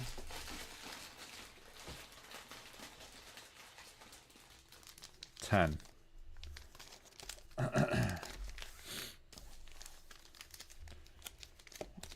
3, 4, 5, 6, 7, 8, 9, 10. You like what with art? No, I'm talking about not artist proofs, Ivan. I'm talking about on the uncut sheets. 1, 2, 3, 4, 5, 6, 7, 8, 9, 10. You know what I'm talking about, Ivan? Because you got the full set of non-foil uncut sheets. So you know how there's like blank spots on your uncut sheet? That's what I'm talking about. But then like you also have those on the foil uncut sheets. So it's kind of interesting because you don't get, there's no such thing. You know, like, you know what I'm talking about with, you can get blanks with like kind of the writing on it. I don't know if you're following what I'm saying. You can get the blank cards in non-foil in the pack. Sometimes they're in there as like an error card, but we've never seen an error foil card like that. So that's my point on the uncut foil sheets that have those blank areas. That's a pretty unique sub element of it. Ooh, occult rituals, nice, unique for Steve. All right, Steve, come on, man. We got to hit some foils for you. Simon has a stack of what blanks? Are they foil blanks? And why does he have a stack of blanks? That's the wackiest thing I ever heard. Chaos Twister. Raitinous Titan. All right, so we got an elite foil. Gotcha. Yeah, Simon's got inside shit, you know, as a company employee. And since he's in Texas and Eric's in New Zealand, I think he sends him stuff when they need to send stuff or do like promotions. Now maybe it goes to Chase. I don't know. He's the community manager. I don't know if Chase handles logistics for giveaways. They don't do a lot of giveaways, I don't think. I mean, for events, maybe. They've generously contributed to tournament events and stuff. But, like, giveaway promotionally, I haven't seen one of those from the company in a while. Wonder why, too. It's a great way. I've been doing a lot of giveaways. People really enjoy them. I almost bought this painting, the Torch Hammer. But I did not. I bought the Gilded Aegis. I thought about buying both. But I only bought the Aegis. Alright, so you got an elite and an exceptional foil. We're still within your first 10 packs. If anyone wants to get in on the next break, I'll open another case tomorrow at Collector Arthouse Discord. And I'll post there and in the Collector Arthouse Patreon. Been getting a lot of Chaos Twisters today. Love the Chaos Twister. I think that's a really iconic card that's going to age well. Like Chaos Orb, you know? And you know the story there, guys. I put my mark on that. Giving Eric that idea. I gave him the idea. I did. I got the receipts on that. It's in the Sorcery Community Facebook group. Go to the Sorcery Community Facebook group and search for Chaos Twister. Posted by Mike Servati is what you're going to want to look for. And you'll find my post with the story of how, well before Alpha debuted, I was chatting with Eric in his Discord. He was very active in the official Discord in those days. And the design, play mechanic design of Chaos Twister took an interesting twist after that to make it much like Chaos Orb Elemental. It's beautiful. I helped Elvira sell that one ages ago. All right, no Grid Lord. True story though. If only 13K of 29K boxes have been opened, they're all... No, dude. I saw like the guy say that his chat GPT said 13K boxes were open. That's bullshit. There's no way. It's got to be over like half. I think 13K is low. I think it's low. Yeah, there you go. Cheetah. Listen to Cheetah. He knows what he's talking about. There was a guy on Collector Arthouse Discord, Cheetah, that said he like... was it our buddy Will Jackson? I think he said he asked what is it, Gruck? It's one of those AI things. He asked them how many boxes of Alpha have been opened, and the thing told him 13,000. Ooh, Belfry's sick. I saw that painting in person at the IX Art Show. Saw all of Drew Tucker's Alpha paintings. He had a box of them, man. He had a box. He had his big box that he brought to the show, and he had all his sorcery paintings in there. They're really cool. We got a foil here, guys. I didn't see what it is, but I know there's one in here. Wicked Witch. Sold that painting ages ago. Teleport. Pompetti. Is that the second one we hit of that? Foil? I think I have like a couple of those artists. I have a lot of Pompetti artist proofs if anybody's interested.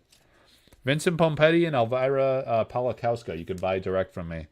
I have like probably most of their Alpha artist proofs I sell for them. So if anyone's interested, hit me up. It's posted in Collector Arthouse Discord. If you want to see the pictures in the list, but I haven't updated that in a while. I need to do that. Enchantress, beautiful. And you got a foil Spring River.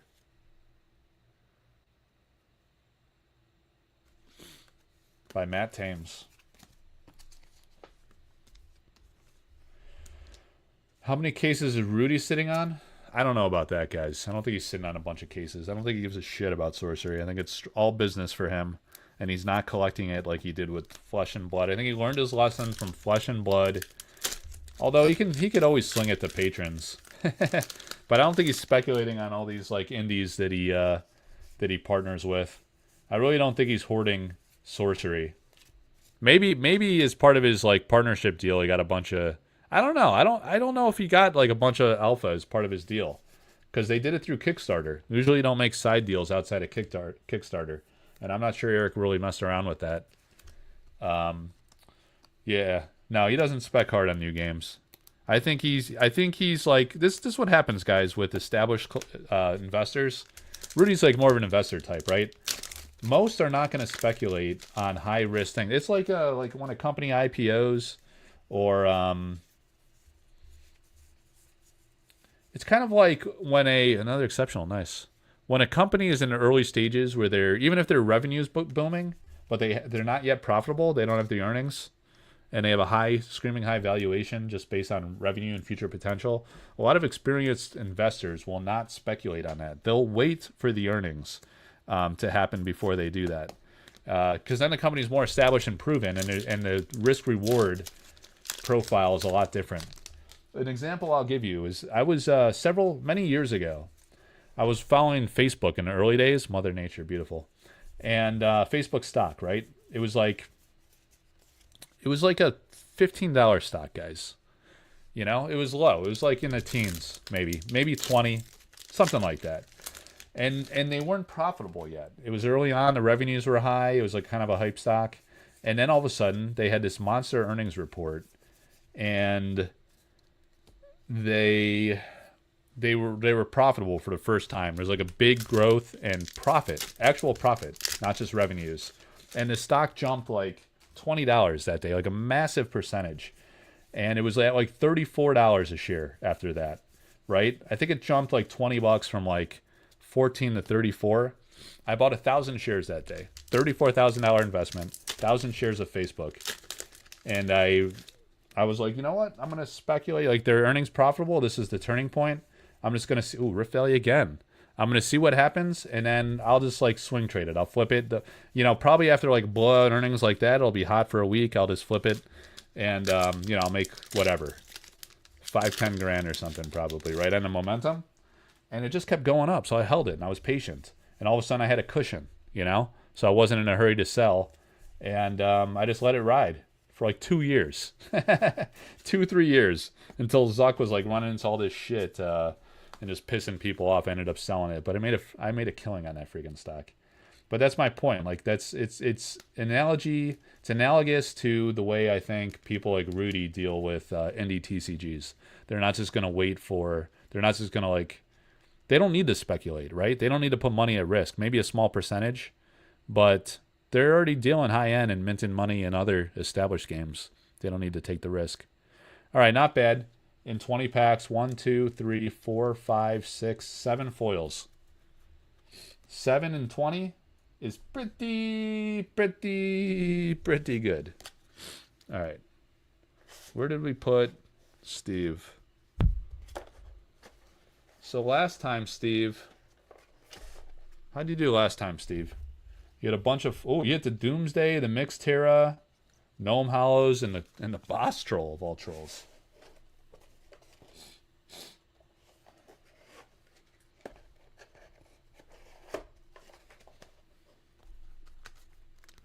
You dumped Tesla stock?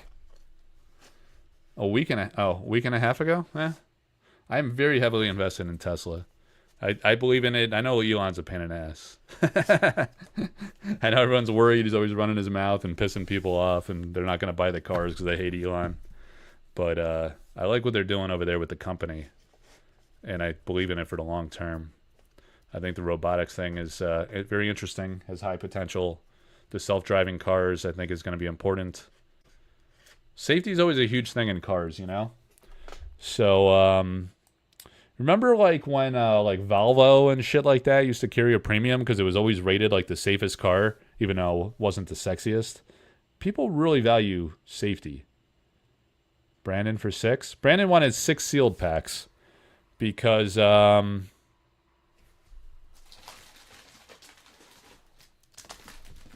he wants it for like tournament support.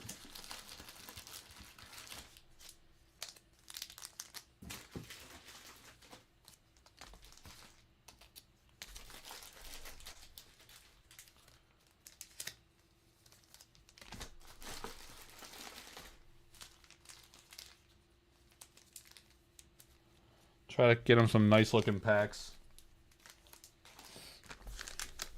So we're not going to see these. 1, 2, 3, 4, 5, 6. I usually don't sell them sealed, but I made an exception because he wanted it specifically to support tournament events.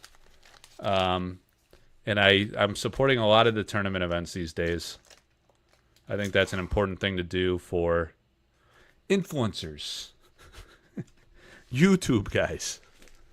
It's a nice way to help the community out and support the game and the player base. Fuck Elmo. What? You talking about my guy Elon? Yeah, in the COVID era, I dumped like what was it?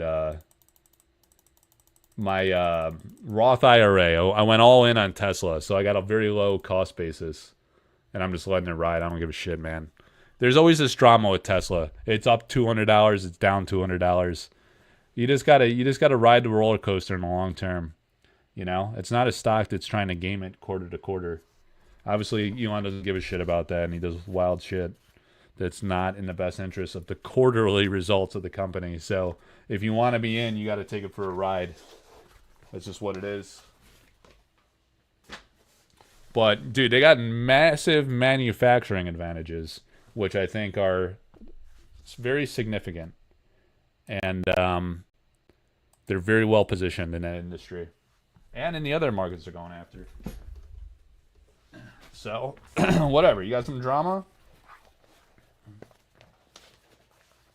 I got drama every day with some of these jerk-offs, even in Sorcery. You know?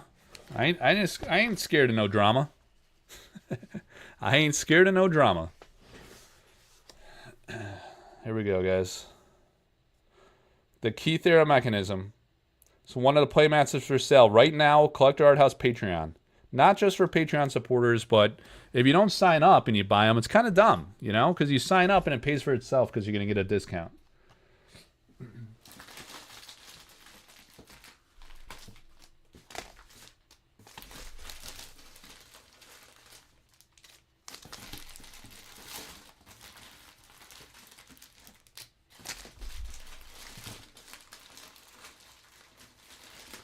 I keep saying dumb because someone's gonna be like, "Fuck him!" Like he's on his show calling people dumb.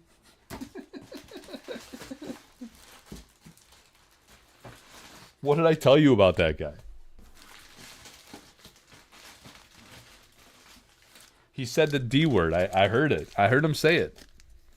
1, 2, 3, 4, 5, 6, 7, 8.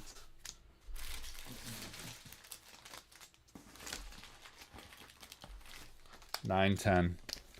Yeah, the Keith there is sick, man.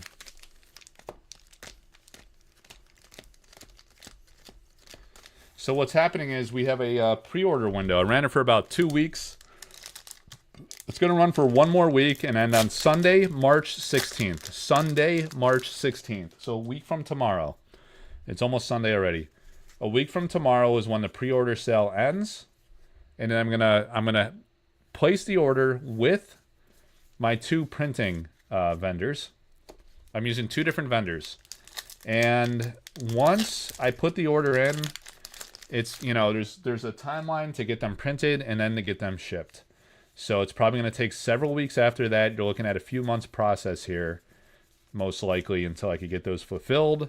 Hopefully, I mean, what are we in, March? I want to get it done, obviously, hopefully well before Gen Con, like well before.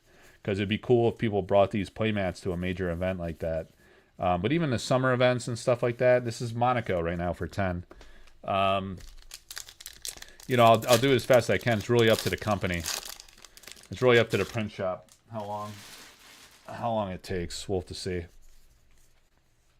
But I fully disclosed that in the post that we got a pre-order window. Then I place the order. Then I get it. I get the mats, and then I'll fulfill as quickly as possible after I receive it all. Electric cars have no demand without subsidies. That's why the used market is absolutely crushed. You can buy a Tesla Plaid for like 40 grand.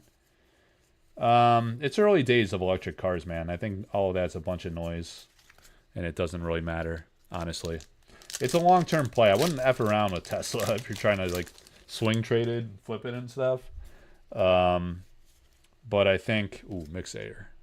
I don't think the subsidies really matter. I think, like, as they hit economies of scale and they really have, like, very significant manufacturing prowess, which gives them a strategic advantage, and they're going to be able to do a lot of the manufacturing in-house, and that's going to improve more and more and get more efficient in time. And that's going to be a big, you know, the profit margins are much bigger than other companies. What's up, Shadowcloud? And that's because they have these advantages where they don't have to pay top dollar to outsource a lot of the manufacturing aspects. But that's just the car side. I mean, the cars aren't even like the main thesis anymore. It's the robotics. But in cars, the self-driving, I mean, there's so much data. They've had the self-driving on the road for so many years. People underestimate the power of data, having all that data, because that's what's really used to fine-tune the algorithm. And then with machine learning, AI and machine learning, that really accelerates improvements and things. Scourge zombies. I don't know, man. Monaco, you only got 1 foil so far, and it's an ordinary. He's pilfering the U.S. Treasury. When he's done with that, Tesla will be back on track. He's just sidetracked, pilfering the U.S. Treasury.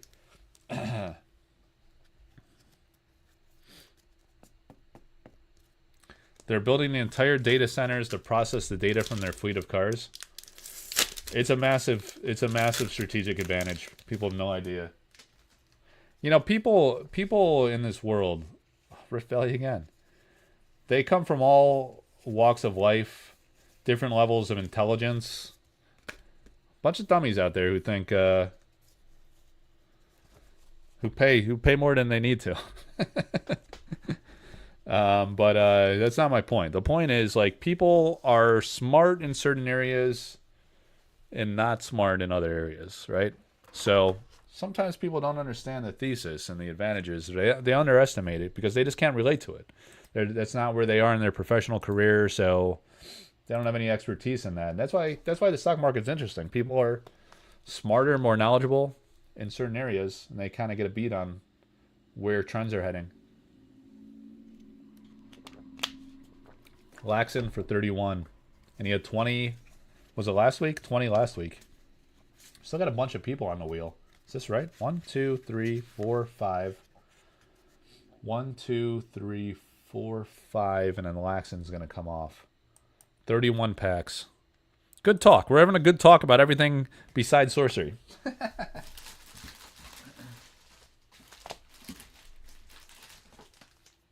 It's loosely sorcery related, though. And we just got to fleece the treasury a little more, and we'll be in good shape.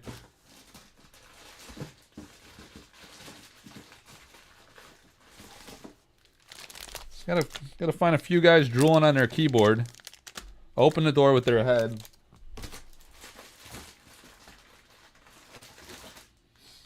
And then we'll be much more productive.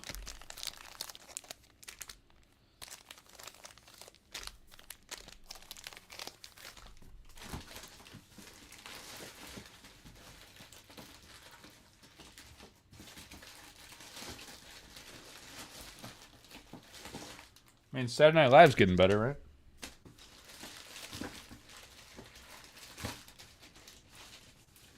Jimmy Kimmel's all lubed up.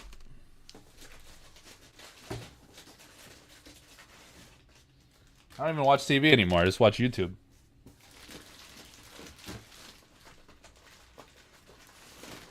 Got Trump saying some wild shit every night. I mean, like, hey, why even watch TV?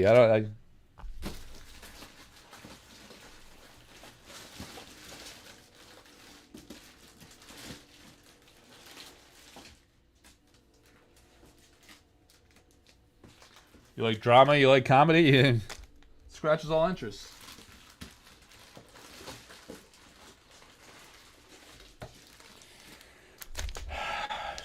All right, guys. Highly political channel we got here. 1, 2, 3, 4, 5, 6, 7, 8, 9, 10.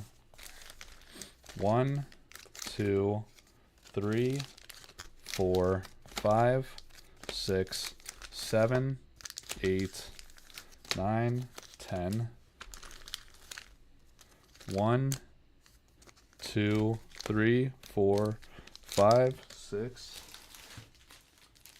7, 8,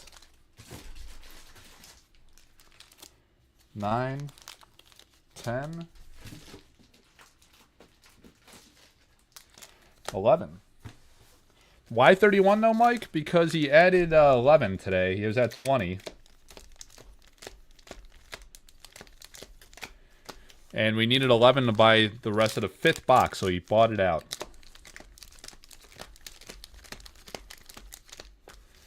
And then Jeff Toohey.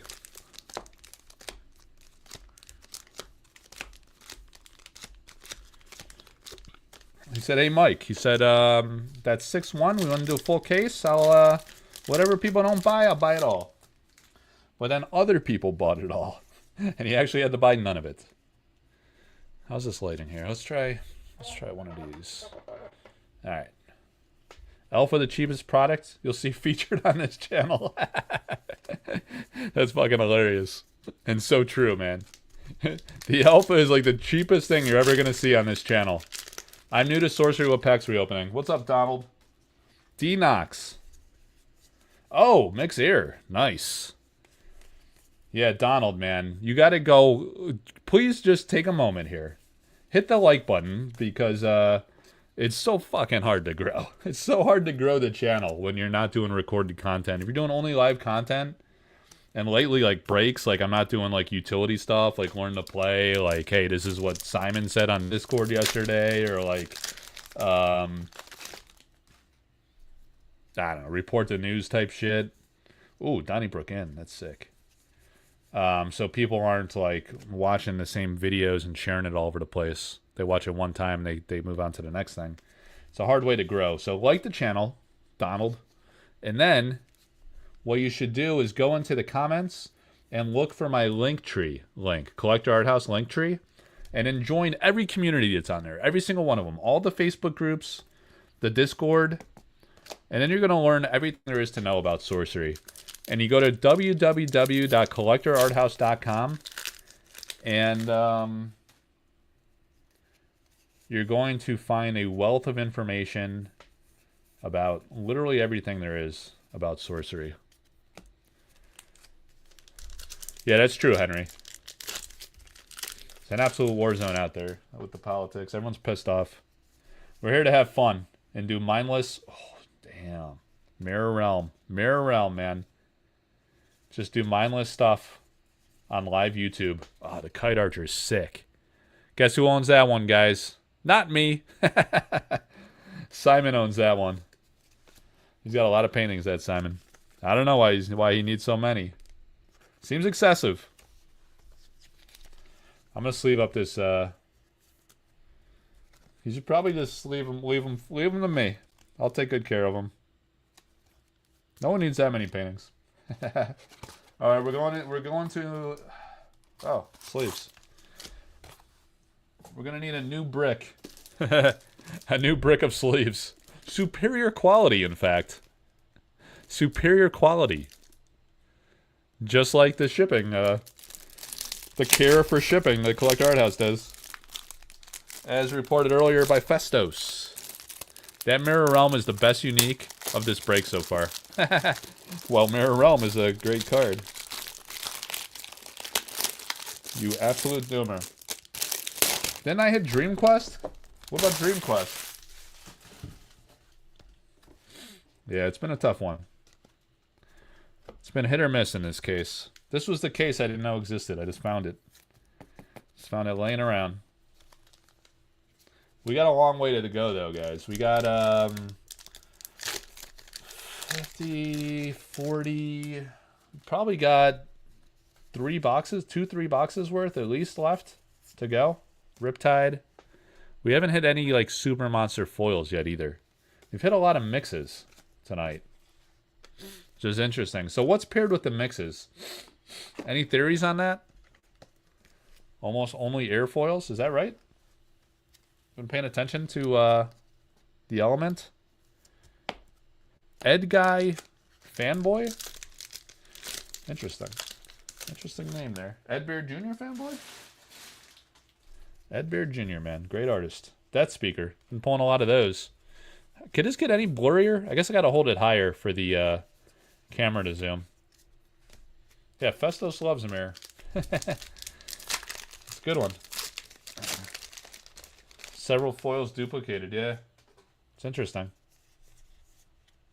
There you go. Free city. Just like you wanted there, pal. Lord of Itza. Roaming Monster. Jeff Easley. Did you guys see the, I don't know if you joined late, but we got Roaming Monster. Jeff Easley Artist Proof is up for auction right now in the community group and Collector Arthouse Discord. Isn't that sick? People, like, underestimate, like, how much time and effort it takes to make these, like, all these different color elements. That is super creative.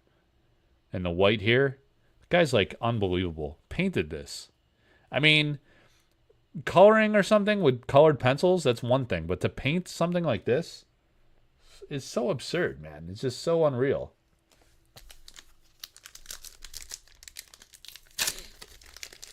Yesterday, I pulled a foil and a non-foil.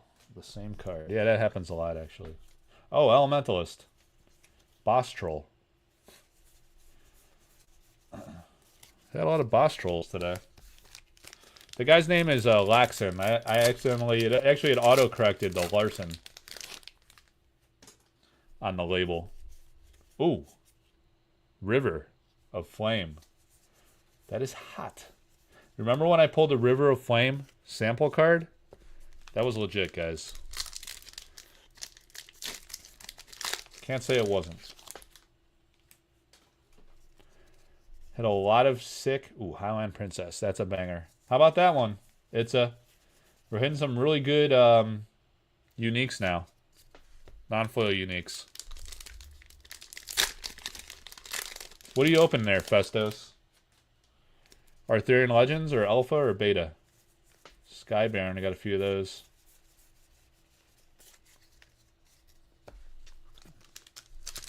What's up with Louis these days? Anybody talk to Louis? Stop covering sorcery. Stop doing breaks. Why would he stop doing breaks? No demand? No interest? He had a good following for breaks, it seemed. He's doing that for a while. A lot of the content creators kind of fell off. They've been quiet. I haven't seen like some of the main content creators doing a lot of content lately. Or even like on the socials that much. Everyone got like kind of segregated on the socials. They kind of migrated into their own little cult circles. All these cults popping up. It's weird. Guess they don't like the art house. A couple of them, my pal. A couple of these guys, they fell off the face of the earth. They created their own group and then immediately banned me from it. What the fuck? What the hell? Never even commented in it. Just straight up banned one day. Violated no rule. He bought the Explorer series on his latest podcast. What do you mean? Oh, he brought it up. Oh, Eric's Curiosa. How about that one, Itza? That is sick. Guys, I have the greatest Eric's Curiosa. Oh, fucking A. How about that one, baby? How about that one, Itza? Doomer. The Ruby Core. A unique relic of inflamed efficacy. Provides fire and 1 to its controller. Melissa Benson, the epic Ruby Core. One of the best hits you could possibly pull in Alpha. There it is. The incredible Ruby Core. How about it, Itza? How about that one? It's not. No one say Dorito. You can't say Dorito on my channel. I will ban you. I will ban you immediately. We pulled an Eric's Curiosa. We just pulled an Eric's Curiosa, non-foil, and a Ruby Core from the same pack. Go ahead and someone screenshot that. Eric's Curiosa and Ruby Core. 1 pack. 2 cards, 1 pack. 2 cards, 1 pack, some might say. You see? Sick. $1,300 pack, he says. Oh! It's more like $700 now. You look at a Smudge Butcher, guys. Interesting thing about Alpha. Every core of the Ruby Core has this smudge on it. It's not it's like a color tone thing issue. But it's consistently has that in the lower right corner. All of them. But you know what? The foil uncut sheet is pristine. I know because I own the full set. I have all the foil uncut sheets. Fucking Fab Rock, man.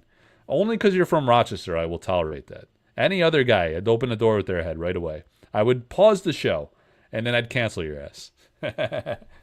So on the foil uncut sheet, this issue is not on there. It looks fine. It's insane. What a freaking pack. So yeah, like I was saying, guys, I have the most rare Eric's Curiosa collection in the world. I have 3 copies of the first ever printed by Eric himself in New Zealand. 3 copies of those. And then I have the Beta Curio, the Alpha Sketch Curio from Francesca Berald, and a Francesca Berald Artist Proof. I will showcase all of those someday. You know what? Should I do some fucking show and tell right now? What time is it? It's only 11? Ah, shit. All right, so Eric's Curiosa, Ruby Core. All right, hang on. So...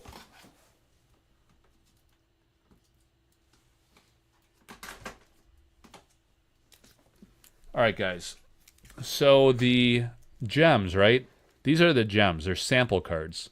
Pre-alpha, before alpha was printed, there was these 4 cards. The gems. They were changed to cores for the alpha print. So this one here, very interesting story here. This one here is the only copy ever discovered in the world. It's a 1 of 1. We don't know of any other one that's been discovered. And look how hilariously off-centered it is. The effing candle is barely on the card. It's all the way to the left. Even the text box up top is off-centered. It's shifted too much to the left. You look at the back. In the back, the border is similar. I don't know if you're going to be able to pick it up, but you see how fat the left side border is compared to the right? But it's the only one. It's the only one. Open the case. What case? This case? Or the case of alpha cards? And then you have the non-foils were not Pudge Butchered. It's a name I came up with for it with the smudge. I called it the Smudge Butcher. But yeah, these sample gems are insane. So you got those.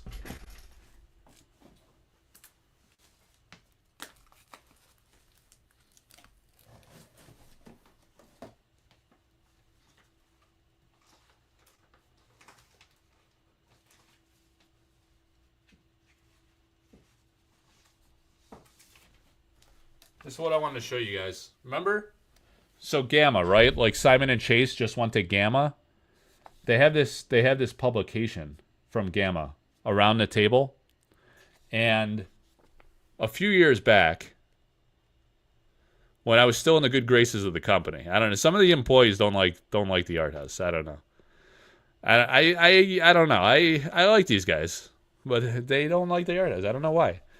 But early on, very nicely, they would feature like some of my stuff. And Eric very generously featured an interview we did in this Gamma magazine. If you look closely, oh, Eric's the man, right?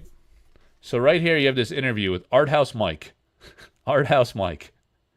Right? I did an interview. It's on my collectorarthouse.com website. Arthouse Mike from Collector Arthouse. So this was published in this Gamma magazine. This is a really touching thing. I love this. I was very flattered that he did this. And yeah, we worked this out. He told me he was going to do it. It was really hard to find this magazine. I finally called Gamma. They only had 2 copies left. 2 copies. I was like, give them to me both. I don't care what it costs. So I bought it from them. I think I only had to pay shipping too. It was wild. But yeah, I got the last 2 copies, and there it is with the Eric's Curiosa from Alpha. I got a nice picture of that on the Sorcery Community Facebook group. You guys can check out. Oh, hang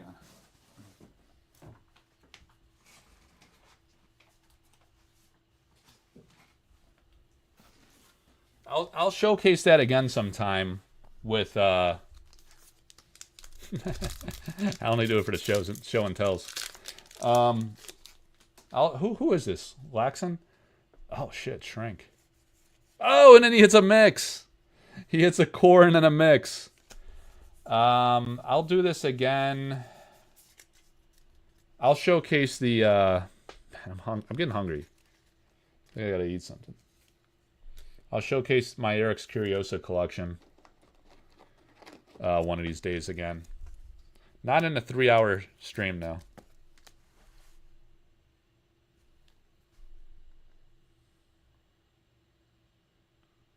What is this? Oh, you know what? Dude, Festos. I just saw your message. I own that painting. He said he hit a foil and non-foil of a card. And I actually own the original painting. I own the original painting of the card he hit. So if you want to buy it from me. Oh, we got. Oh, is that the fucking Chimera? Is that the Chimera? Oh, it's Wildfire. I thought it was the Chimera. Dude, this guy's crushing though. He's hitting a lot of foils, a lot of top grails, a lot of stuff my camera can't handle. Matthias Frisk. Yeah, I got that one, Festus.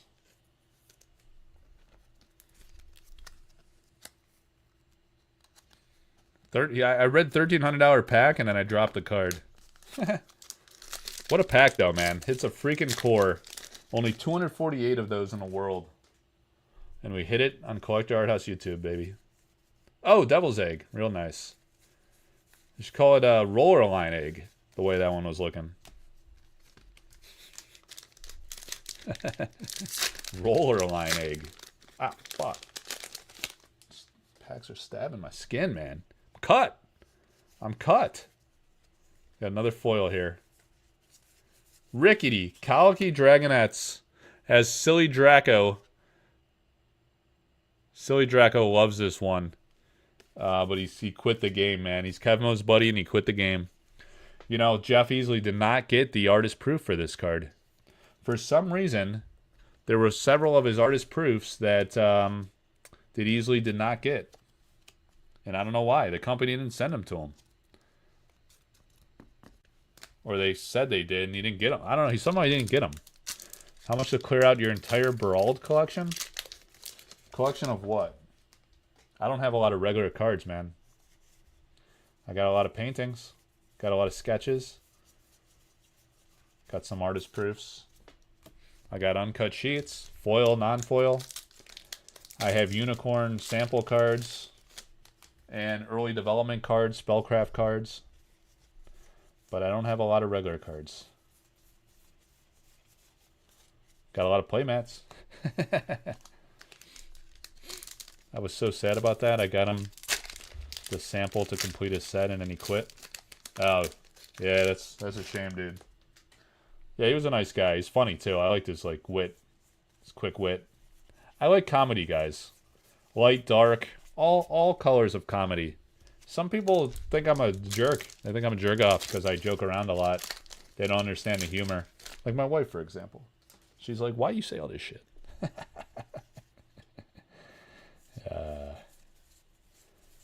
But I just like to joke around, you know, keep it light. It's a dark world we live in.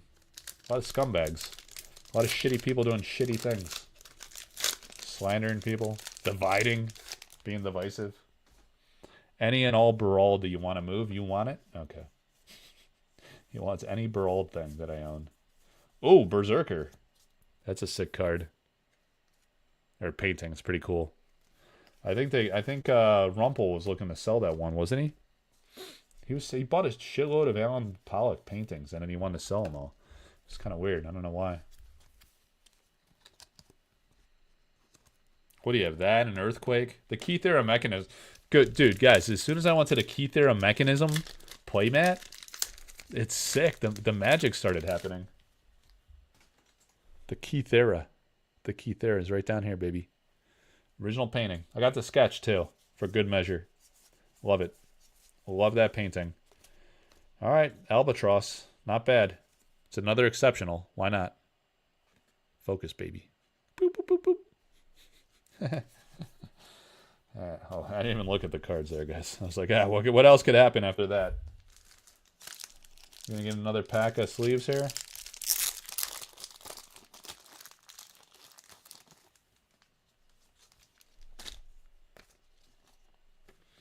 Albatross.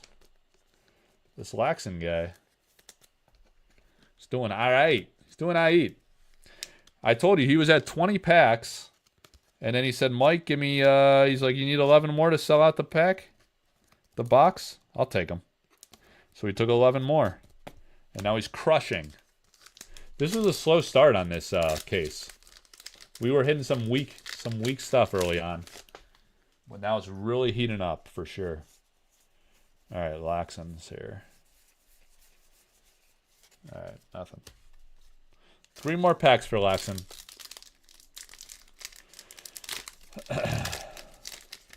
Heated cutter. Onyx Core, baby. How about that one? We hit a bunch of those last week. Dude, this guy hit a 6 out of 31 packs. This was a case. This was the missing case that I didn't know I had. And now I'm just pissing away cores. Cores and Curiosas.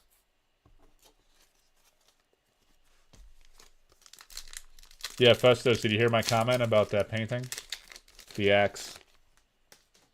I own the original painting of the axe. You want me to get it out? I think it's on the shelf behind me. Let me know if you want to see the original painting. I'll go grab it. We got 5 more people on the wheel. But some heavy hitters. One guy's got 55 packs.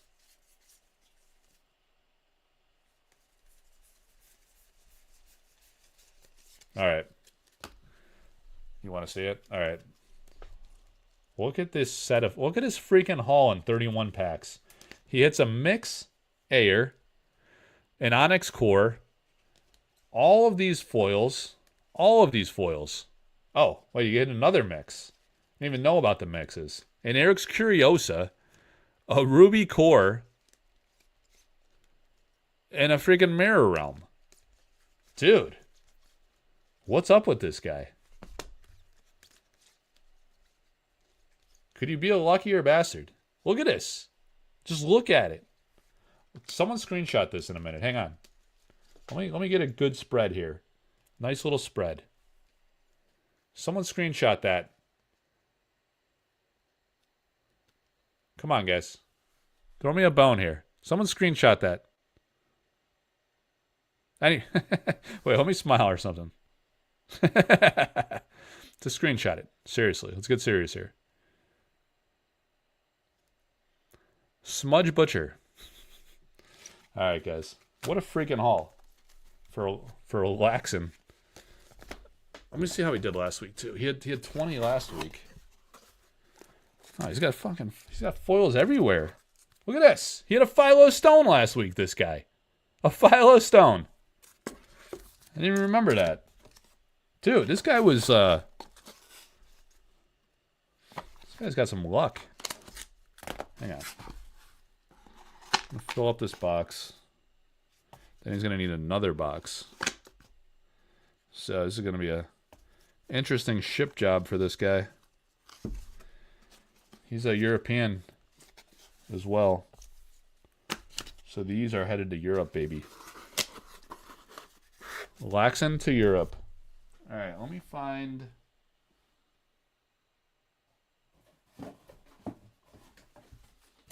Can you fit in this baby box? Nah. Got a 300 box. 300? Do we need that much? Let's see if Laxon needs 300.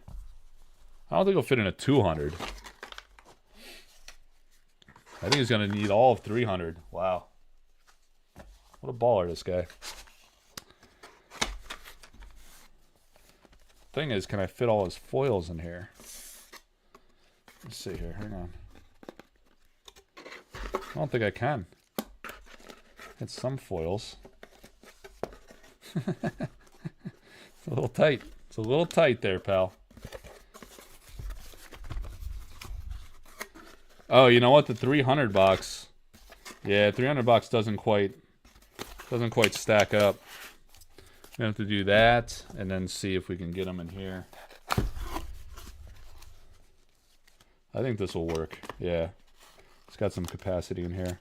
Dude, this guy freaking crushed. I forgot he hit that Philo Stone last time.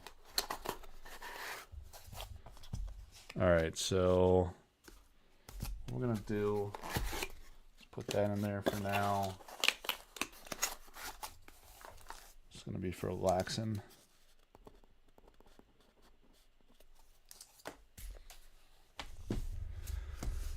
All right, guys. Very good. Very good. You're out? You're out, Itza? All right. Can't top that, I guess. Later, man.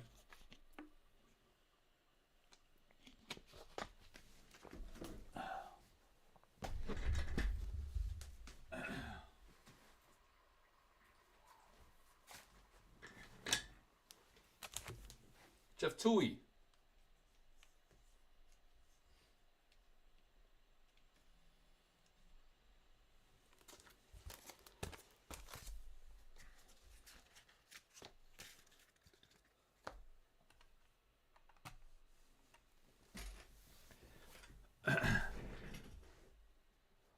Jeff Tui for 10. Painting time, guys. You ready? There's the axe, the original. See this? See this guy? He's pissed. He's out for blood. Beautiful painting. On crescent board. Really nice. All right.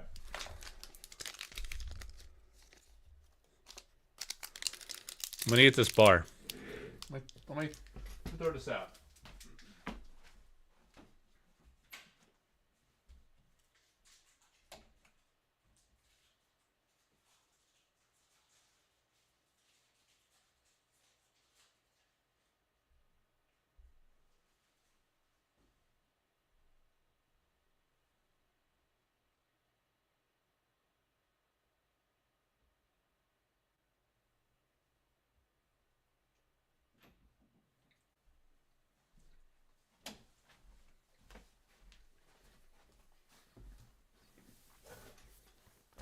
What do you think? Whole sorcery collection? I don't know. Probably, yeah. Probably, dude.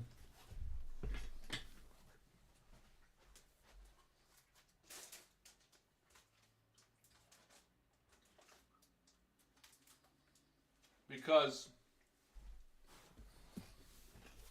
here's the thing. I got the full foil uncut sheet collection from the Kickstarter. I got a full we're doing Jeff Toohey.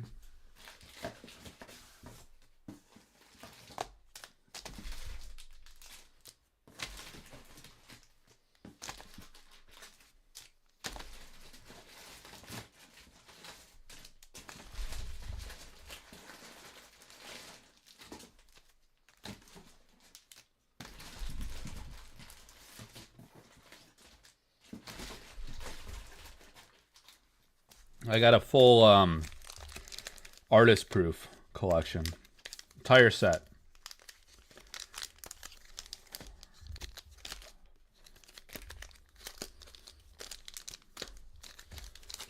So the full set of foil sheets, full set of artist proofs.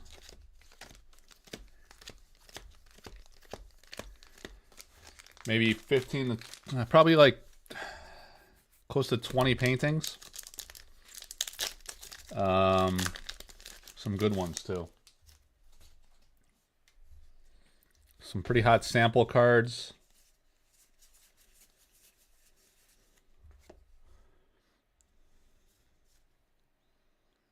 Bunch of alpha cases.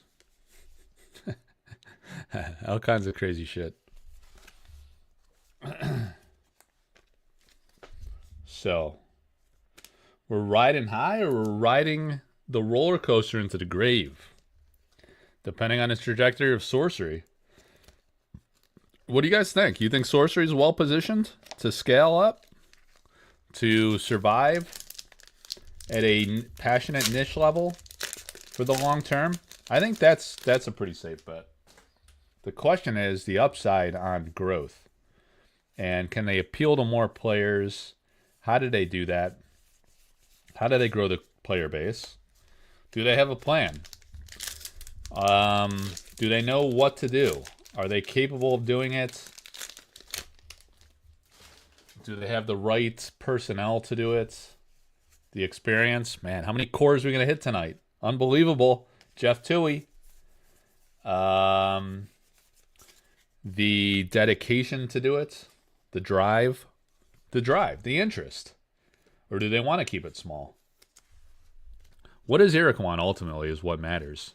And then is he willing to do what it takes to make it happen? I mean, a lot of creators had the passion and the drive. And it still didn't happen, you know? Because of mistakes. Because of... probably mistakes predominantly. I don't know, lack of experience. Lack of intelligence. All kinds of reasons why a game can hit hiccups and fail. But... Eric's a pretty smart guy. I was very impressed with him at the start. That's why I really made a bold move on the Kickstarter. I was like, man, this looks freaking awesome. I'm super pumped about the paint, the art aspect. I love what I'm seeing with the artists that he's commissioned. And I think I believe in this game, you know? Earthquake, we were talking about that one. So I went hard on it, man. Went really hard on it. It's the first and only Kickstarter I've ever done. And I top pledged it. I just top pledged it, like 10 grand, man. I don't have like just 10 grand to just F around like that. But I was like, you know what? This looks pretty damn legit. And some of these things in this Kickstarter, when am I going to get a 7 Pinu original painting that looks like that, right? He grossly undervalued that. That painting alone is worth well more than 10 grand. So thank you, Eric. Thank you for that. But, you know, he was saying some things in the Discord early on that, like, I think Kickstarter has, like, a 10 grand limit for their highest pledge tier. So I think he maxed it out as much as he could. The thing is, he just loaded it with value. I mean, so much value with the original painting, oil on canvas, the iconic elemental avatars, a full set of foil sheets, a full set of artist proofs. I mean, I've done a lot to advocate for the game, and probably might have some influence in helping creative value and awareness for this game. But it's not like I was like shilling it, you know. Like I bought stuff that I loved and I believed in, which was predominantly art focused. But I like rare historic things too, you know. So I'm just passionate about it. I talk about things I'm passionate about and put my all into it to help these artists and grow communities. You know, the sorcery community groups almost at 5,000 people. It's the largest Facebook community in the world outside of the official Discord. Ooh, Mixed Terra. Wow. Jeff's doing all right tonight, guys. So that's kind of the story in a nutshell and what got me into it. Got hooked by the art, play the game. Yeah, that's cool, man. Most people love the art. That's the gateway drug. Then they play the game and they're like, oh shit. This is a freaking well-designed game, man. It's fun. It's dynamic, it's diverse, it's different, it's three-dimensional. The aspects of the elements, the grid base. I was skeptical of the grid base at first. I was like, I don't know. I played Magic and Hearthstone in these games and stuff. I was like, I never played a grid game. What's up with that? But then I played it and I was like, holy shit, this is very interesting. All right, Jeff. Tui went to bed early tonight. And he hits a core and a mix. And 3. He only got 10 packs, man. So he hit an elite and 2 ordinaries, a core, and a mix. And I think Jeff did pretty well last time, too. Let's see what Jeff did last time. He was in the sample break the other day. He hit the Nimbus Gin. Oh, he hit the Avatar of Earth last time? Oh, my God. He only had 10 packs last time, and he fucking crushed. He had a Mix Ignis. Dude, so he's got a Mix Ignis. He's got a core now. He's got a Mixed Terra. No wonder he wants to buy every pack I'm offering. No wonder. And then he's got a bunch of new foils. A bunch of new shinies to take home. All right, can I fit Jeff in here? Oh, Jeff's filling up the box, man. Shit. Dude, it's getting tight. Running out of box real estate. How am I going to do this, guys? Guess I could put Brandon over here. And I could put Roberto over here. Probably want them back. Hang on, guys. It's getting tricky here.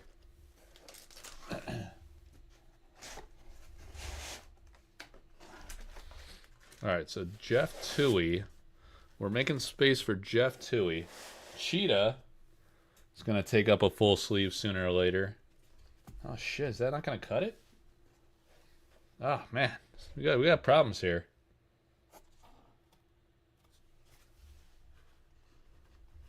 Oh. Is it going to work out? It's tight. Tui.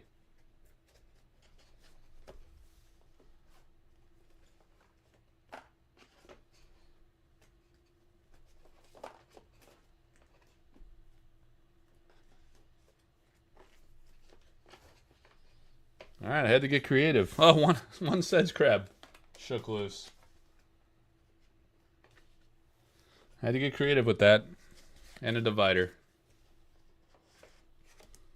Guy smashed for 20. 20 packs between the two breaks. You could tell his wife he's a hero.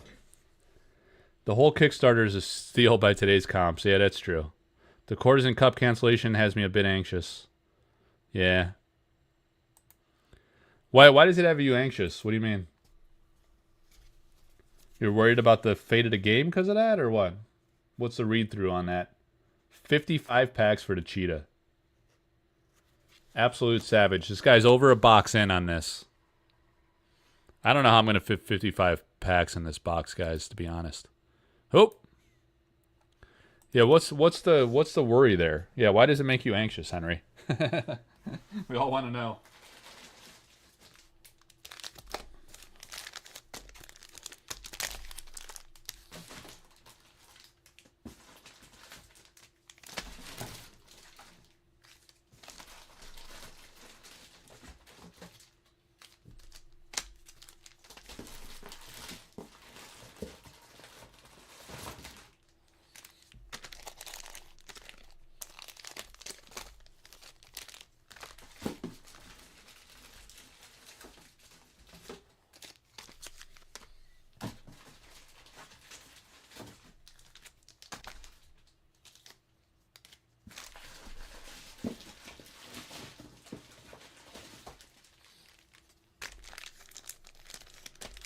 The Fate.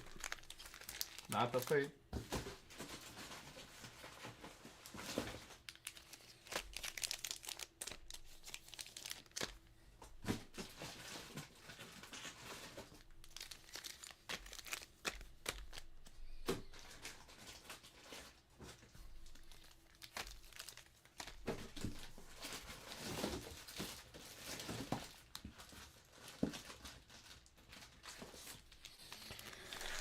All right. 1, 2, 3, 4, 5, 6, 7, 8, 9, 10. You still with us, Cheetah? Oh, he's here. All right, 10. 1, 2, 3, 4, 5, 6, 7, 8, 9, 10. Yeah, I left a little bit ago to crush a protein bar really quick. 1, 2, 3, 4, 5, 6, 7, 8, 9, 10. That's 30. 1, 2, 3, 4, 5, 6, 7, 8, 9, 10. That's only 40.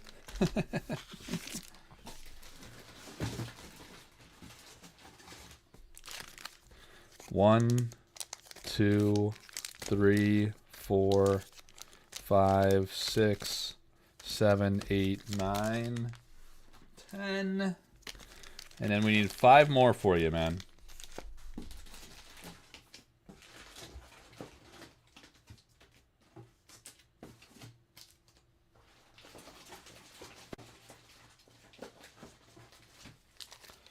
One, 2, 3, 4, 5. Okay. All right, we're gonna tally you up. Did you have 50? You had 55. 55. I can't even fit them on the mat. 1, 2, 3, 4, 5, 6, 7, 8, 9, 10. 1, 2, 3, 4, 5, 6, 7, 8, 9, 10. 1, 2, 3, 4, 5, 6, 7, 8, 9, 10. That's 30. 1, 2, 3, 4, 5, 6, 7, 8, 9, 10. 40. 1, 2, 3, 4, 5, 6, 7, 8, 9, 10. 50. 1, 2, 3, 4, 5. All right, 55. No chance I'm fitting it in that box, so I'm gonna have to get creative, my friend. 55 packs. What did he say here about what he was anxious about? Not the Fate, but if they don't have the player support to have a small tourney, then that means they really need to figure out how to reach a wider audience. Even Dr. Boom said it was strictly related to Galactic Capital. Yeah, I mean, it's just one set of organizers, guys. I mean, they were struggling.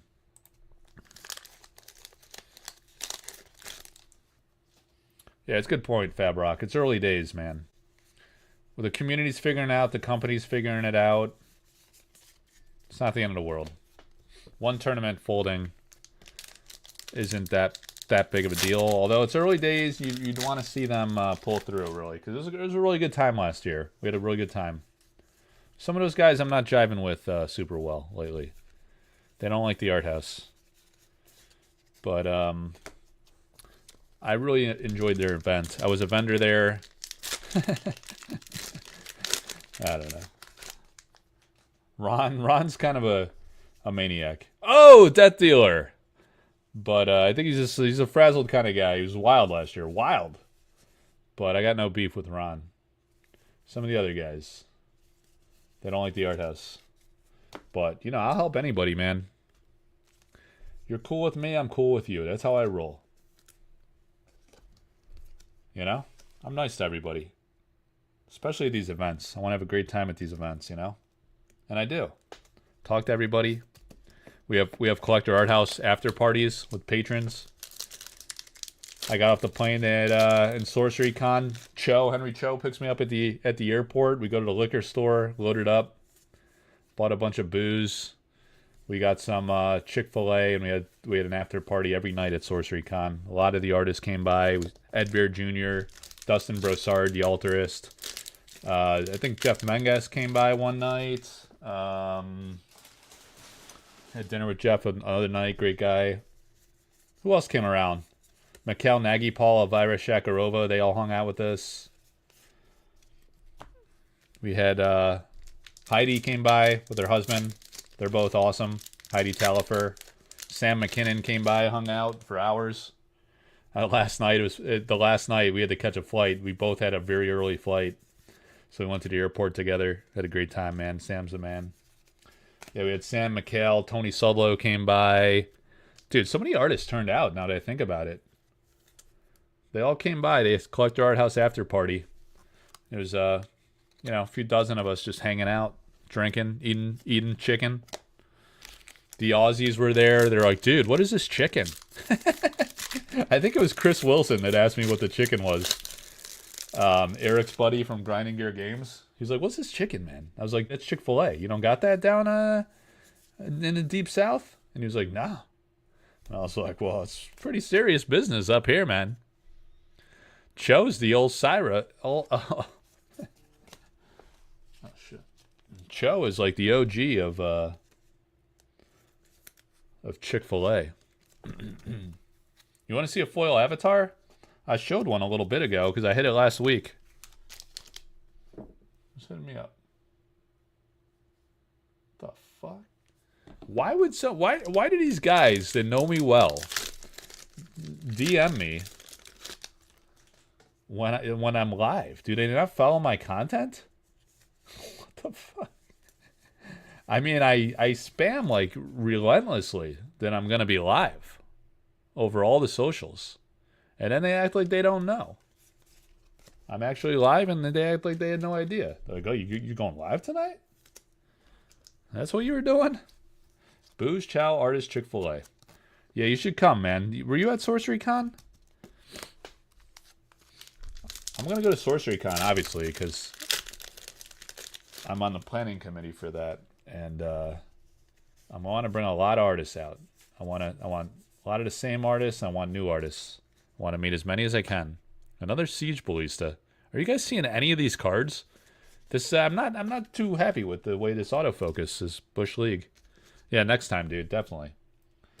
Yeah, I had breakfast with the artists a few times, dinners with the artists, after parties. A lot of the fans too. You know, I would just bump in the hallways and be like, dude, come have breakfast with us. Come have dinner with us. So much fun, man. Beyond the core hours, you know, is incredible experience. There's games going on 24/7. Spirit of Destiny, beautiful. Everyone's having a great time, enjoying the artists, the gameplay, the tournaments, the learn to play, the draft, and then you're just there at the hotel for like days, you know. So you're all just like hanging out. During, before, after, 2 packs in a row. I hit like my original painting in the hit slot, the Highland Falconer I own, and the Spirit of Destiny I own. If you guys like seeing original paintings, you're at the right spot. You know, you see a lot of those at the art house here, because I have a large collection myself. I love the paintings. I love the artwork of Sorcery, and I also have sold. It's got to be damn near 100 paintings, guys. We're probably gonna hit 100 this year, I bet, because I remember hitting the 50 paintings sold milestone. Browse, awesome. Quite a while ago, celebrating that milestone on my Instagram, Collector Arthouse Media. On Instagram, because I had a Collector Arthouse Instagram, and then it was in this like death do loop where I couldn't it locked me out and I couldn't change the password, and it's just like in a endless loop where I couldn't recover it. I even had a friend that worked at Meta. He said he even put a word like into their IT guys, he elevated it or some shit. They couldn't even figure it out. So I had to abandon the account, and I can't have Collector Arthouse on Instagram anymore. I had to have Collector Arthouse Media. Like I'm the king of all media, like Howard Stern. That's what I was thinking when I made it. I was like, this is going to be hilarious. It'll be Collector Arthouse Media. So that's what I am on Instagram. All right, you got 10, 20, 30, 40 packs left, dude. 40 packs, Cheetah. Gen Con not too far from me. I like to go there. So you're in Itz's country. Must be morbid around there. The way Itza's running around. Once upon a time I did oil paintings. Is that right? That's awesome, dude.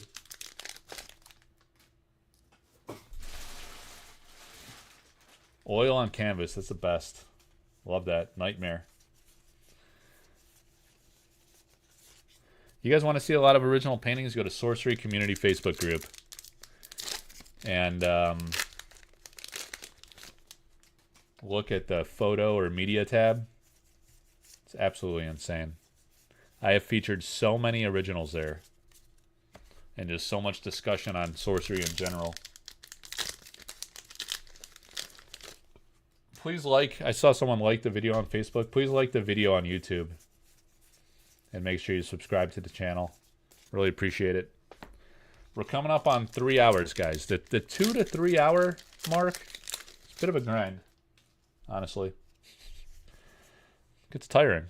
Case is no joke. A whole case break is absurd. Tufted turtles. All right, so we're hitting some foils here. Haven't hit any curios.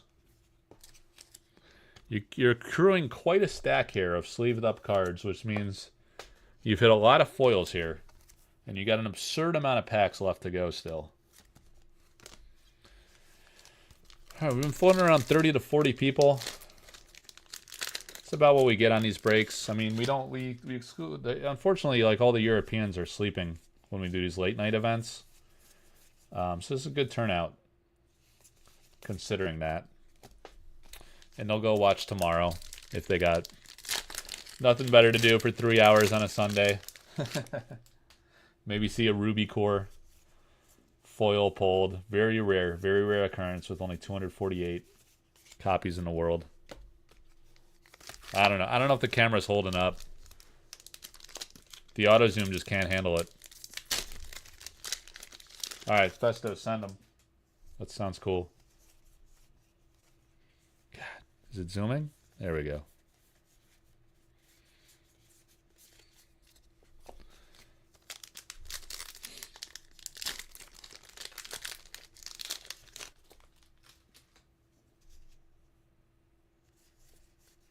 Replication, beautiful artwork. All right. 31 left to go. We got 3 more stacks after this one. River of Flame, very nice. Sick artwork by Ian Miller.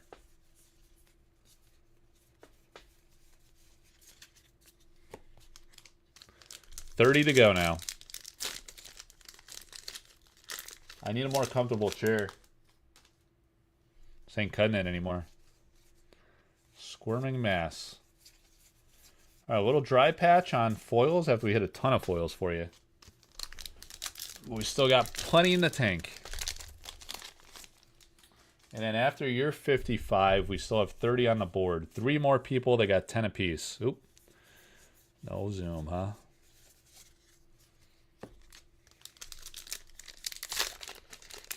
People are probably falling asleep at this point. We are about to hit midnight here on the East Coast, guys. The Grandmaster.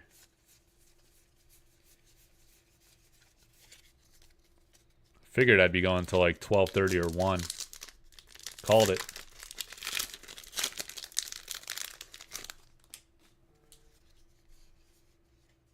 Someone just sent me a PayPal. I wonder if they bought... Ooh, Psionic Blast. Wonder if we just sold some playmats, guys.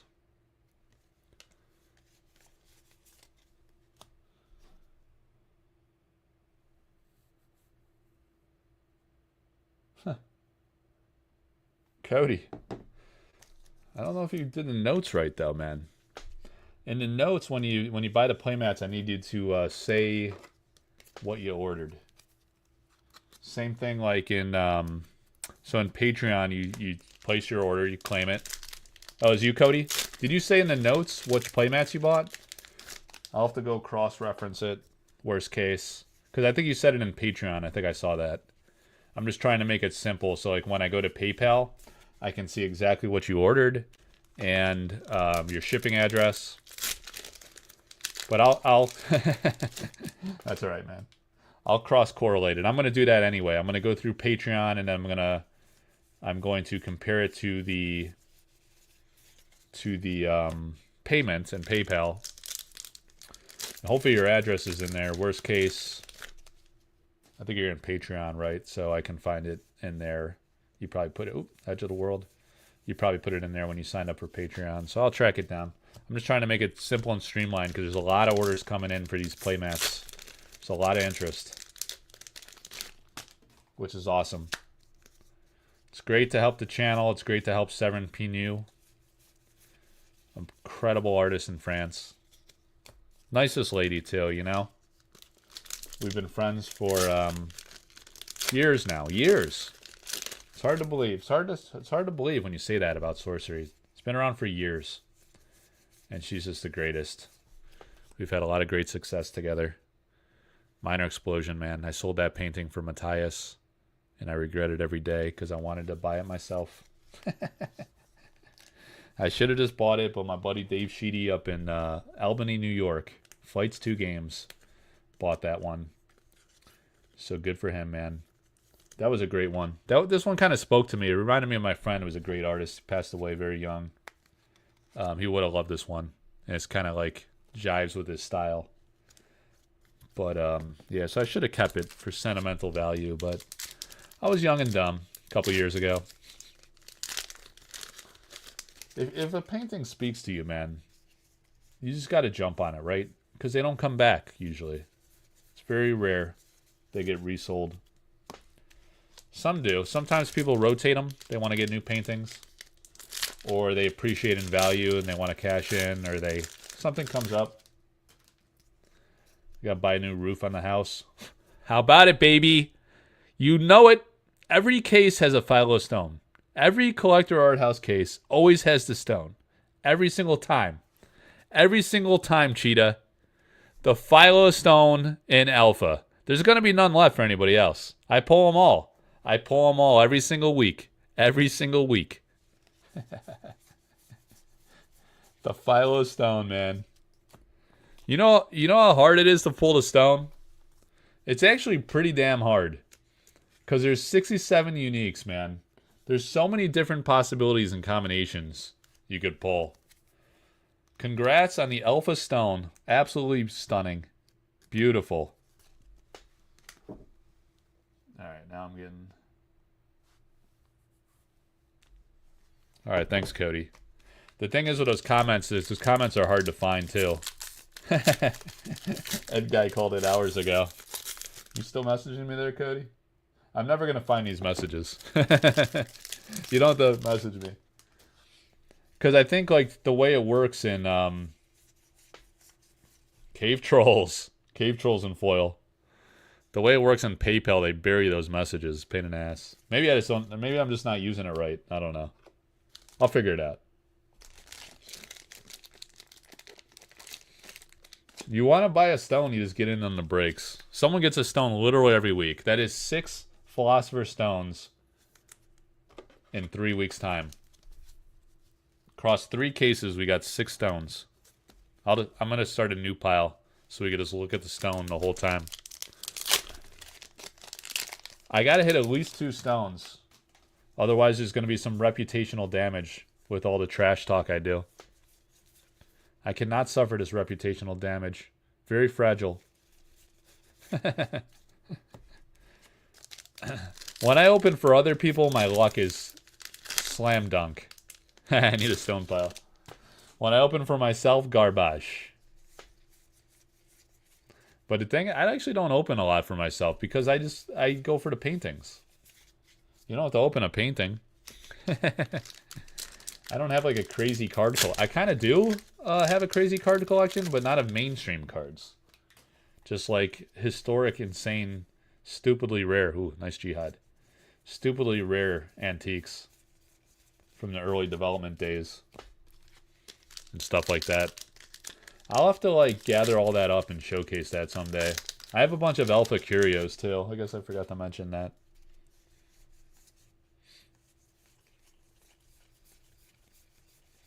When Dangles was trying to guess the value of the collection.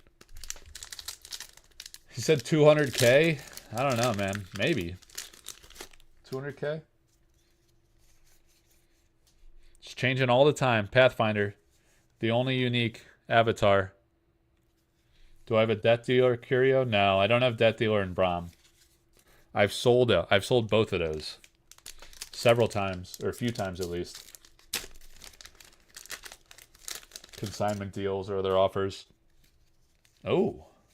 Oh, you got a Mix Ignis, and you're gonna hit a foil here in a minute here too, man. I think it's a Drew Tucker. Oh, Common Sense. That's sick. That's a great card. Nice. Drew Tucker. You gotta love those hot foil and unique elite packs. Yeah, I didn't go nuts for the Death Dealer Curio or the Brahm. And you know what? I'm pretty much at peace with that. I'd love to have those cards, certainly. I'd flex the hell out of them. I would obnoxiously flex those. Not gonna lie. But I got so much other incredibly unique stuff that I'm pretty content, to be honest, with my collection. Really, it's really absolutely insane if you think about it, some of this stuff. I never would have guessed it and envisioned it. I was like, 10K on Kickstarter, that'll satiate me. I won't need to buy more. Actually, it did in a way. I didn't open a lot of Alpha because I had the complete set of artist proofs. Those are non-foil. And I have the complete set of Alpha uncut foil sheets. So I had an unconventional master set. And that was my logic, and it actually did satisfy me. I was like, why do I need to open boxes?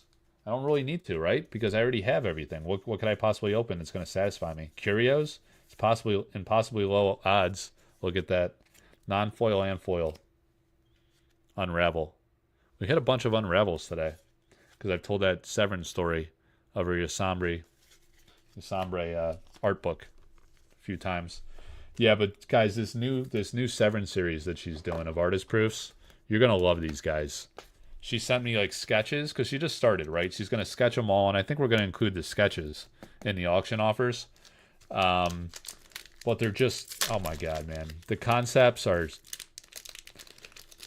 straight up touching. I got some fucking bug on my wall. Hang on, guys. I'm going to kill this bug with a Alpha pack. Smudge Butcher, baby. Ah, you bastard. You stained my wall. Son of a bitch. Ah, you crusty bastard. Ah, come on. Ah.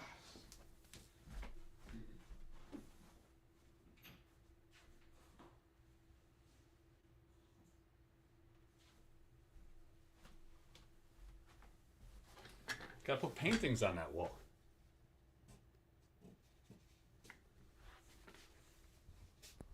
Bastard.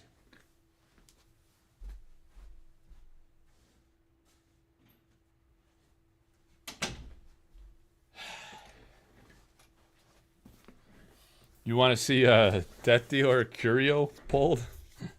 All right, man. I'll try my best. If we keep going with these cases, maybe it'll happen eventually. You got a new bug painting? Oh, I thought you were talking about shard bugs for a minute. Yeah, I got a bug. Oh! 2 Eric's Curiosas and a Philo Stone in this case, guys. Oh my god. I thought we were winding down here. Thought it was the end of days. Holy shit. Tommy, you are crushing, my man. Oh my god. I don't know, in 55 packs you were probably due, but come on, dude. That is sick. Look at that, side by side. How about it? Someone screenshot that. It's not over yet. Go tell people on the socials it's not over yet. Go ahead and screenshot that, baby. Sick. Wow. These are the 2 most iconic cards in Alpha, I would say. Right? The Namesake, the Philo Stone, Francesca Berald. That's gorgeous. That is beautiful. You got a massive pile of foils there, too.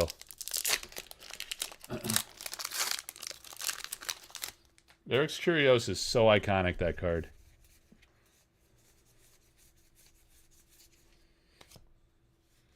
I don't know where I'm going to put all your cards. So you had 30 last time. You got 55 this time. That's wild, dude.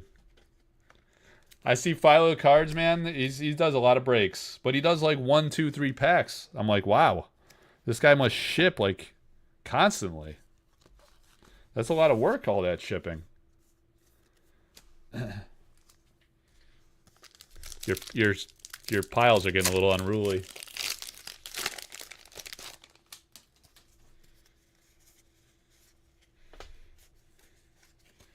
Surprised I haven't hit a troll curio yet. I guess that shows how rare they are. It's super annoying because you hit them so much. Like, why do you got to make an ordinary curio, man? Don't do that anymore, Eric. Come on, dude. Come on with that bullshit. Troll curios? Get out of here with that shit. Every time I gotta look at it, he just laughs his ass off. It's like you get penalized for opening a bunch of packs. You gotta flip it over every time. Maybe he thought it would be fun. Be like, oh, these guys get to check. You know, maybe a nice little surprise. They'll get a curio. You know, it'd be annoying as hell. Now he's got this. He perpetuated that same shit with the spires and whatnot.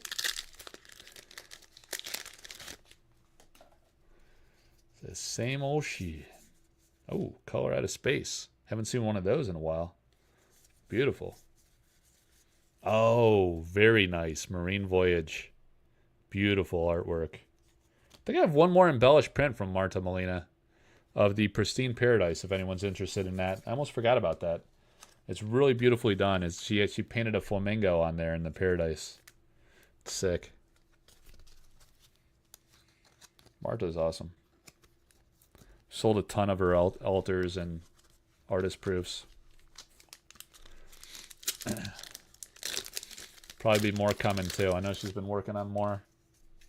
I think I have maybe 1 or 2 altars left from her too to offer. It'll come up this week. Community group in the Collector Arthouse Discord for auction. Last pack, Tommy. Here we go, man. Appreciate you buying in so big. Hopefully you got good value out of it. The price was right, right? Alright, no last pack magic. But that's it, man. You got the Curiosa and the Philo Stone. It's unbelievable. Let's see how you did here. You got a Minor Explosion, Psionic Blast, Turtles, Ballista, Wall of Air. Alright, so you got an Elite, Sisters of Silence. The All-Terrain, I forgot that was Elite. Oh, sick. You got a Death Dealer, too. All right, we got to put that in the Hall of Fame there. Unravel, you got a mix. You got the Ordinary, you got the Troll, Surveyor. All right, dude. Check this out. Someone screenshot this. This is epic. You got some of the most iconic cards here from the non-foil lot. And I know I skipped several too. Hang on, I skipped a bunch, but you got some other like really great uniques. That is nice. That is beautiful. Look at that. The Death Dealer is so sick. The Eric's Curiosa, the Philo Stone, the mix. That's awesome. All right.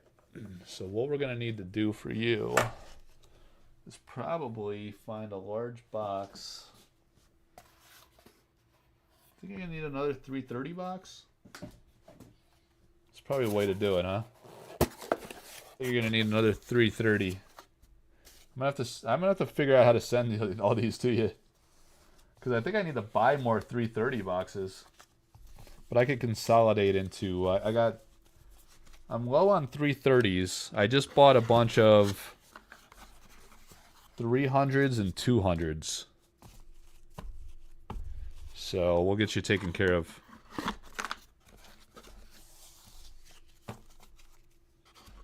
Yeah, that was a great haul. That was fun. We still have 30 packs left, guys. The show is not over.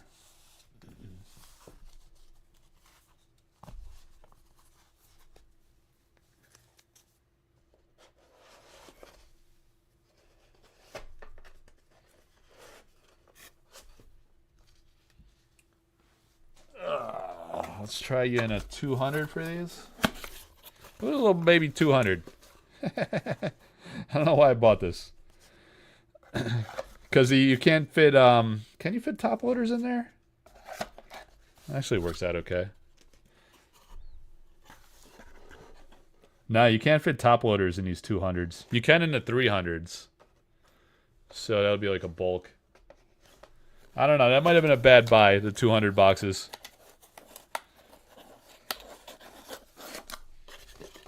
Alright, so these are Tommy's. Cheetah. Where'd my pen go? Cross that off. Cheetah. And cheetah. See how I write like a child?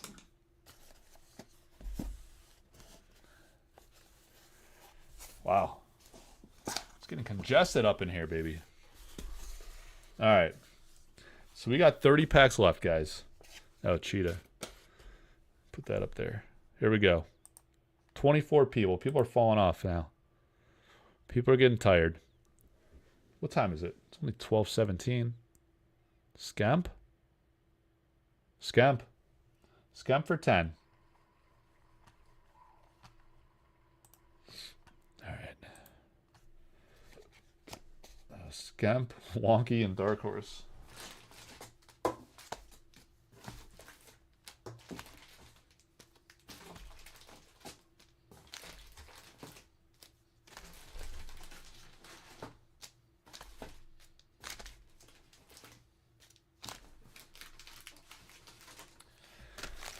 All right, 1, 2, 3, 4, 5, 6, 7, 8, 9, 10. It's been a pretty sick case.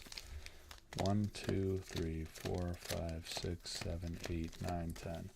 We had a Philo Stone, 2 Eric's Curiosas, Death Dealer, tons of mixes. I can't even remember. A few cores. Definitely hit an Onyx core. Blasted Oaks, nice card. So this is Skemp. Skemp is a huge Frazetta fan. So he would have loved the Death Dealer. Did I pull him at Death Dealer in the quarters in the other like a week or two ago? I think he's been in all 3 weeks. I'm going off screen.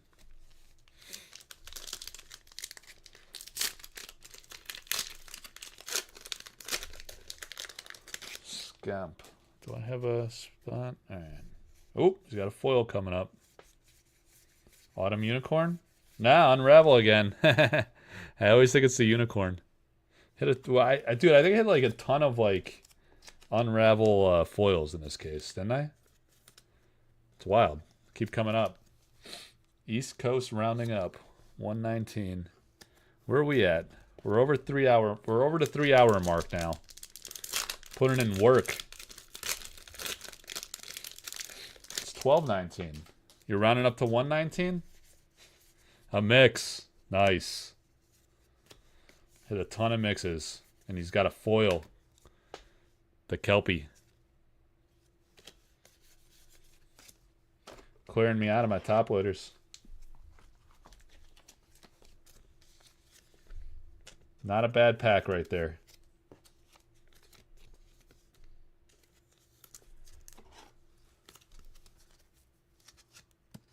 All right. Mix. Kelpie. Spring ahead. Oh, shit. What do you mean, dude? What do you mean right now? Is it 119? And we just went back an hour? My cell phone says 12:20. And my computer says 12:20. What time is it really? Break this down for a moron. Because I'm confused. Oh, Witherwing Hero. The second unique foil. So that might be it for unique foils in this case. And you might see that original painting coming up. So, dude, what time is it right now? And did the time change? What time would it have been? Because my clock says 12:20. Are you saying it's really 1:20? I'm really confused, dude. Explain to me what happened.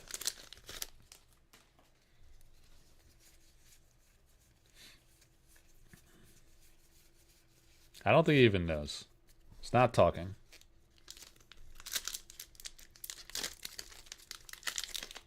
Go forward an hour at 2 a.m.? Oh, at 2 a.m. Alright, so it hasn't happened yet. That makes more sense. Because I saw we were tracking to midnight. So at 2 a.m., what happens? Does it become 3 a.m. or does it become 1 a.m.? He said forward, so... Too much of a moron, though, to figure it out. Mage Slayer. Sublo. Yeah, and then regular Mage... There it is. There it is, Festos. Regular Mage Slayer. Happens all the time. Alright, so 2 a.m. becomes 3 a.m. Jeez. So we're losing an hour. Losing an hour. That's not helpful. It's not helpful at all. Means I gotta go to work sooner. Means I got less time to pack up orders. 2 packs. So it becomes 3, so it's going to be harder to fall asleep tomorrow night. Oh, packed with the devil. Very nice. Yeah, so the kids are going to be extra wild. Oh, man. Yawn. Made me tired thinking about that.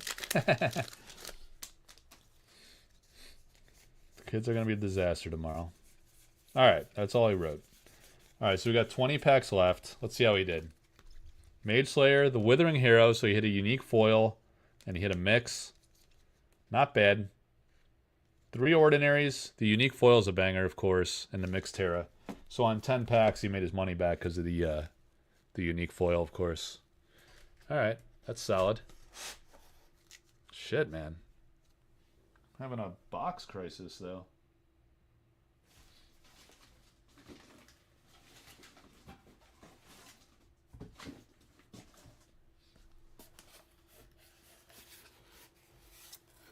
This is a problem.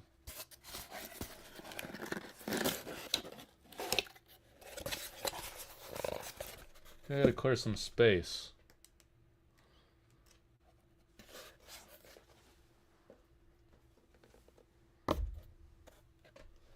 Tui?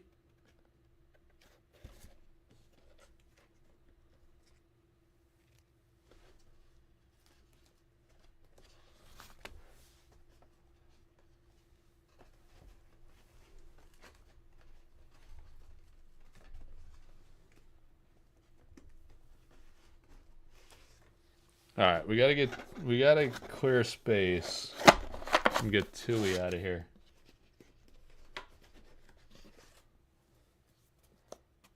Dude, if Tui doesn't fit, it's gonna be so annoying.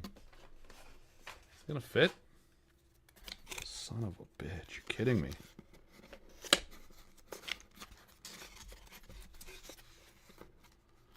That's unbelievable. That is unbelievable. He had too many hits. Too many hits for this guy.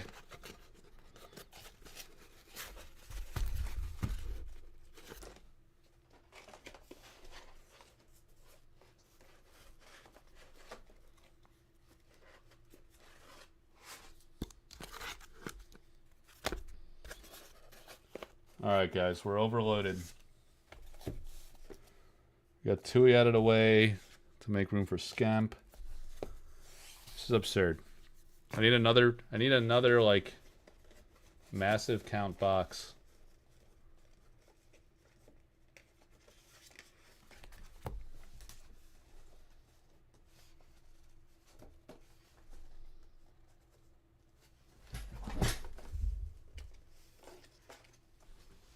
Scamp.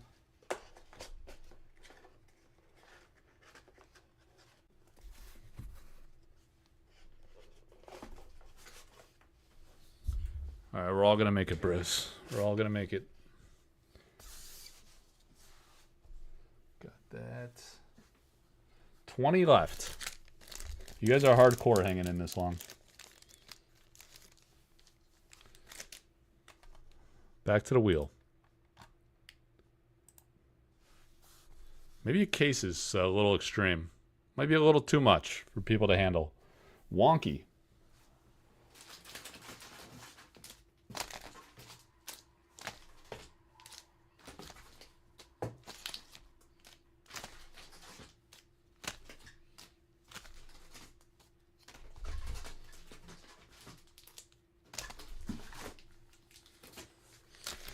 All right. Mr. Wonky for 10. Yeah, we need a second stone. It's disappointing on the stones. 1, 2, 3, 4, 5, 6, 7, 8, 9, 10.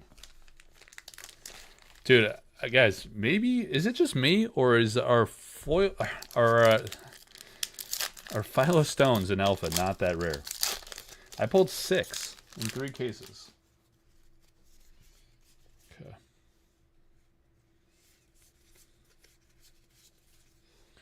Rimland.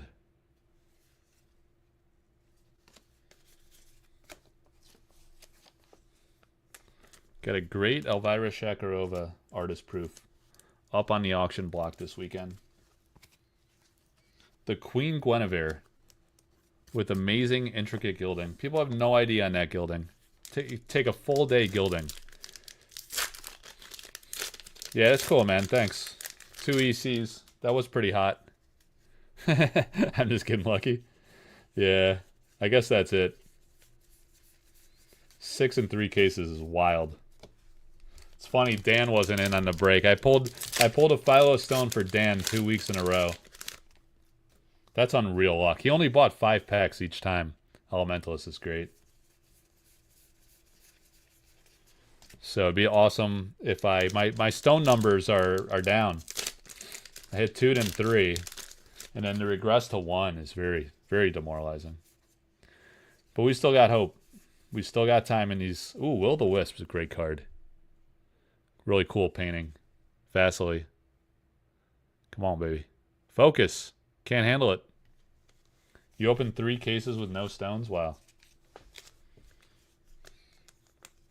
These were my cases for Kickstarter too. I was going to buy some from a guy and offer them, but he was too slow to ship them to me. So he's going to send them. He's still sending me at least 2 cases, I think. So I'm going to open up another break. Like I say, tomorrow I think I'll open up another sample pack and alpha case. Same pricing, $25 a pack for Patreon supporters. What is it, 30 for non-Patreon? Or 35? Maybe 30? It's either 30 or 35. Really rewarded Patreon at 25. That's dirt cheap. And then with the sample packs, we're doing 300. I think it's 300 for Patreon supporters and 350 for non-Patreon. And that's super cheap too for sample cards. Sample cards are no joke. There's someone hitting on an elite or unique every time, and those are like 4-figure cards. Super rare. A lot of them are pop 1, 2, or 3. Even the elites. Did you say the second elementalist? The elites are stupid rare. Actually, so are the exceptionals and sample packs. Dude, 2 packs left. Let's get this guy some foils. I don't know. Tommy might have just grabbed them all. Maybe he'll hit a Gridlord. Oh! There we go. Aquamarine Core. Beautiful. There's a little silver lining for him. We hit a bunch of cores in this box, too. Alright, nope. Yeah, glad he hit a core. That's great. Oh, he hit 2 foils right here. What am I talking about? Fucking losing my mind, guys. 2 foils and a core in 10 packs at 25 a pop. That's not bad at all. That's a pretty solid little day at the office. Dark Horse is the last guy on the wheel for 10. Nothing? Alright. Alright. Mr. Wonky. Got 10 left to round out the case.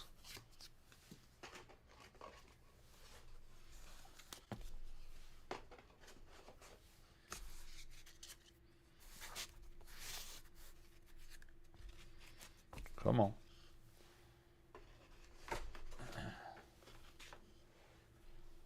All right, so let's see. How are we going to fit this?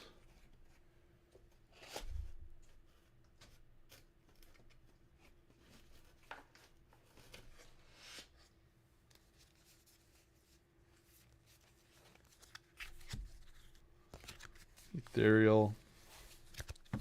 Got his stuff.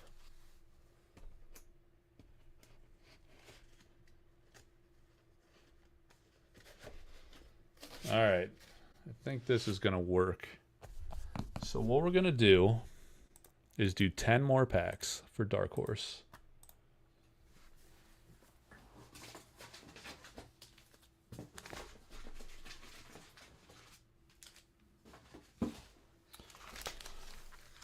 See if I got this right, guys. 10 it is. The Darkest of Horses. 1, 2, 3, 4, 5, 6, 7, 8, 9, 10. Perfect. Perfect. Final 10. We had 2 uniques in this case. Last week, we had no unique foils in the case. But we hit a lot of, like, amazing stuff. A lot of Philo Stones. Ooh, what does he got here? Is this another? Oh, it is! Another unique foil. 3 unique foils in this case. Yeah. Yeah, baby. Still got some magic left. What a freaking case. That's unreal. Dark Horse, man. Thanks, Fabrock, man. Nice of you to say, dude. All right, Jussie Pilkus, the Lord of Unland. Jussie painted some proofs, too. I thought he was going to send them off to me. I got to follow up with him. I thought he wanted to auction some more, and maybe some paintings as well. That'll be super exciting from Jussie Pilkus. He's great. Oh! We had so many cores in this box. Oh, my God. Dude, that's so awesome. Wow. Crushing on the cores. What a way to finish. Dark Horse. This is his first break ever, I think. At least with me. Dude, I got the magic hands, man. Pure gold hands. Straight gold. Every case has been a banger. And these were also like these were my cases from Alpha. Like I said, I wasn't like burning up to open them. Because I got the artist proofs and I got the foil uncut sheets. And you know, I teased at the beginning of the show, we got the Dan Seagrave painting coming tomorrow night. Rift Valley, amazing Dan Seagrave painting. And then in a few weeks we're gonna do the foil uncut sheet, a unique. There's the Death Dealer. Oh, Mother Nature. The Courtesan Tice. And what else was on there, guys? Eric's Curiosa. Can you imagine? Eric's Curiosa foil on an uncut sheet. Keythera Mechanism is on there. It's absolutely stunning. Wall of Ice. Oh. Lost focus. Alright, this is a hell of a 10. Hell of a job here on 10 packs for this guy. Yeah, Dark Horse is doing well. Yeah, I've opened 2 foil Philosopher's Stones on the channel, guys. In the early days. Really amazing. One of them is for Kyle Wilson. King of the Realm, baby. A lot of you guys know Kyle. Oh, God. Another bug. What the hell is going on here? Right in my face. What the fuck? I think I just Mr. Miyagi'd his ass. I think I just Miyagi'd him. Collector Dough. My boy Jeff Rosato's on the Collector Dough team. I thought, like, how hilarious would it be if the art guy created, like, a player team. Sponsored a team. And then I forget if it was me or someone else, like, might have mentioned, it's called Collector Dough. I was like, damn right I should. Simple Village. I think we might see that painting come to market, guys. Modesty. Anybody want a Modesty? Dude, I got a lot of paintings coming through, guys. A lot of paintings. Several different artists. Big names. It's going to be exciting. We're in for an exciting spring. And then the foil uncut sheets. I mean, the rest of this year is going to be nuts. This is how the one set a year helps. If you guys want original paintings, artist proofs, altars, I got you covered.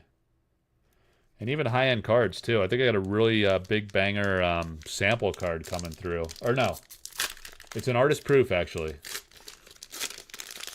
Someone's sending me an artist proof this week. It's going to be a big deal. Got 2 huge ones, though, this weekend with Jeff Easley and Elvira Shakarova. I love Candlemass Monks, man. Bought that original painting. Beautiful. All right, last pack in the case, guys. The very last pack. You hung in for 3 hours and 22 minutes. That's about what I average over the 3 weeks. Very consistent. Oh, we got a foil in here. Smokestacks. Sick. Is it another village? Rustic village. Wow. We hit simple and then rustic. What are the odds? I love how he does the sheep in the front. The Ordinary Village in Arthurian Legends. Really beautiful artwork by Modesti. I'm not going to lie. I bought 2 Modestis recently. I have so many Modesti paintings. I just love Modesti. It's kind of absurd. Might have to sell one. I don't know. Probably not. Probably just keep them all. Love Modesti. All right. 2? That's really sick to get 2 Modestis. I love that. A core, and then he hit the foil. Lord of Unland. Really nice, Dark Horse. That's a way to finish strong, my guy. All right, guys. Well, I'm going to show you the artist proof that's up in a moment. And the Atlas Thorn altar that's coming tomorrow. I don't know what I did with the... Oh, there's a Seagrave painting. All right, so this one's going to close tomorrow night at 9 p.m. Eastern. Make sure you guys like the video too, please. Even leave a comment after. It helps a ton. It's going to post after the live's over. So this amazing artist proof by Jeff Easley is going to end tonight. Or tomorrow. I'm sorry. Tomorrow at 9 p.m. Eastern. We got Infiltrate by Atlas Thorn. Painted altar. Coming to auctions tomorrow night, Sunday, 9 p.m. Eastern, and on Monday night, 9 p.m. Eastern. And then the featured painting of the week, again, is the amazing Rift Valley by the one and only Dan Seagrave. There it is, guys. Rift Valley by Seagrave. Incredible. All right, so the playmats are up. Collector Arthouse Patreon. You could find that link in the comments. In the show notes there. And come join the community group in the Collector Arthouse Discord. Collect some great, amazing, unique, one-of-one artworks.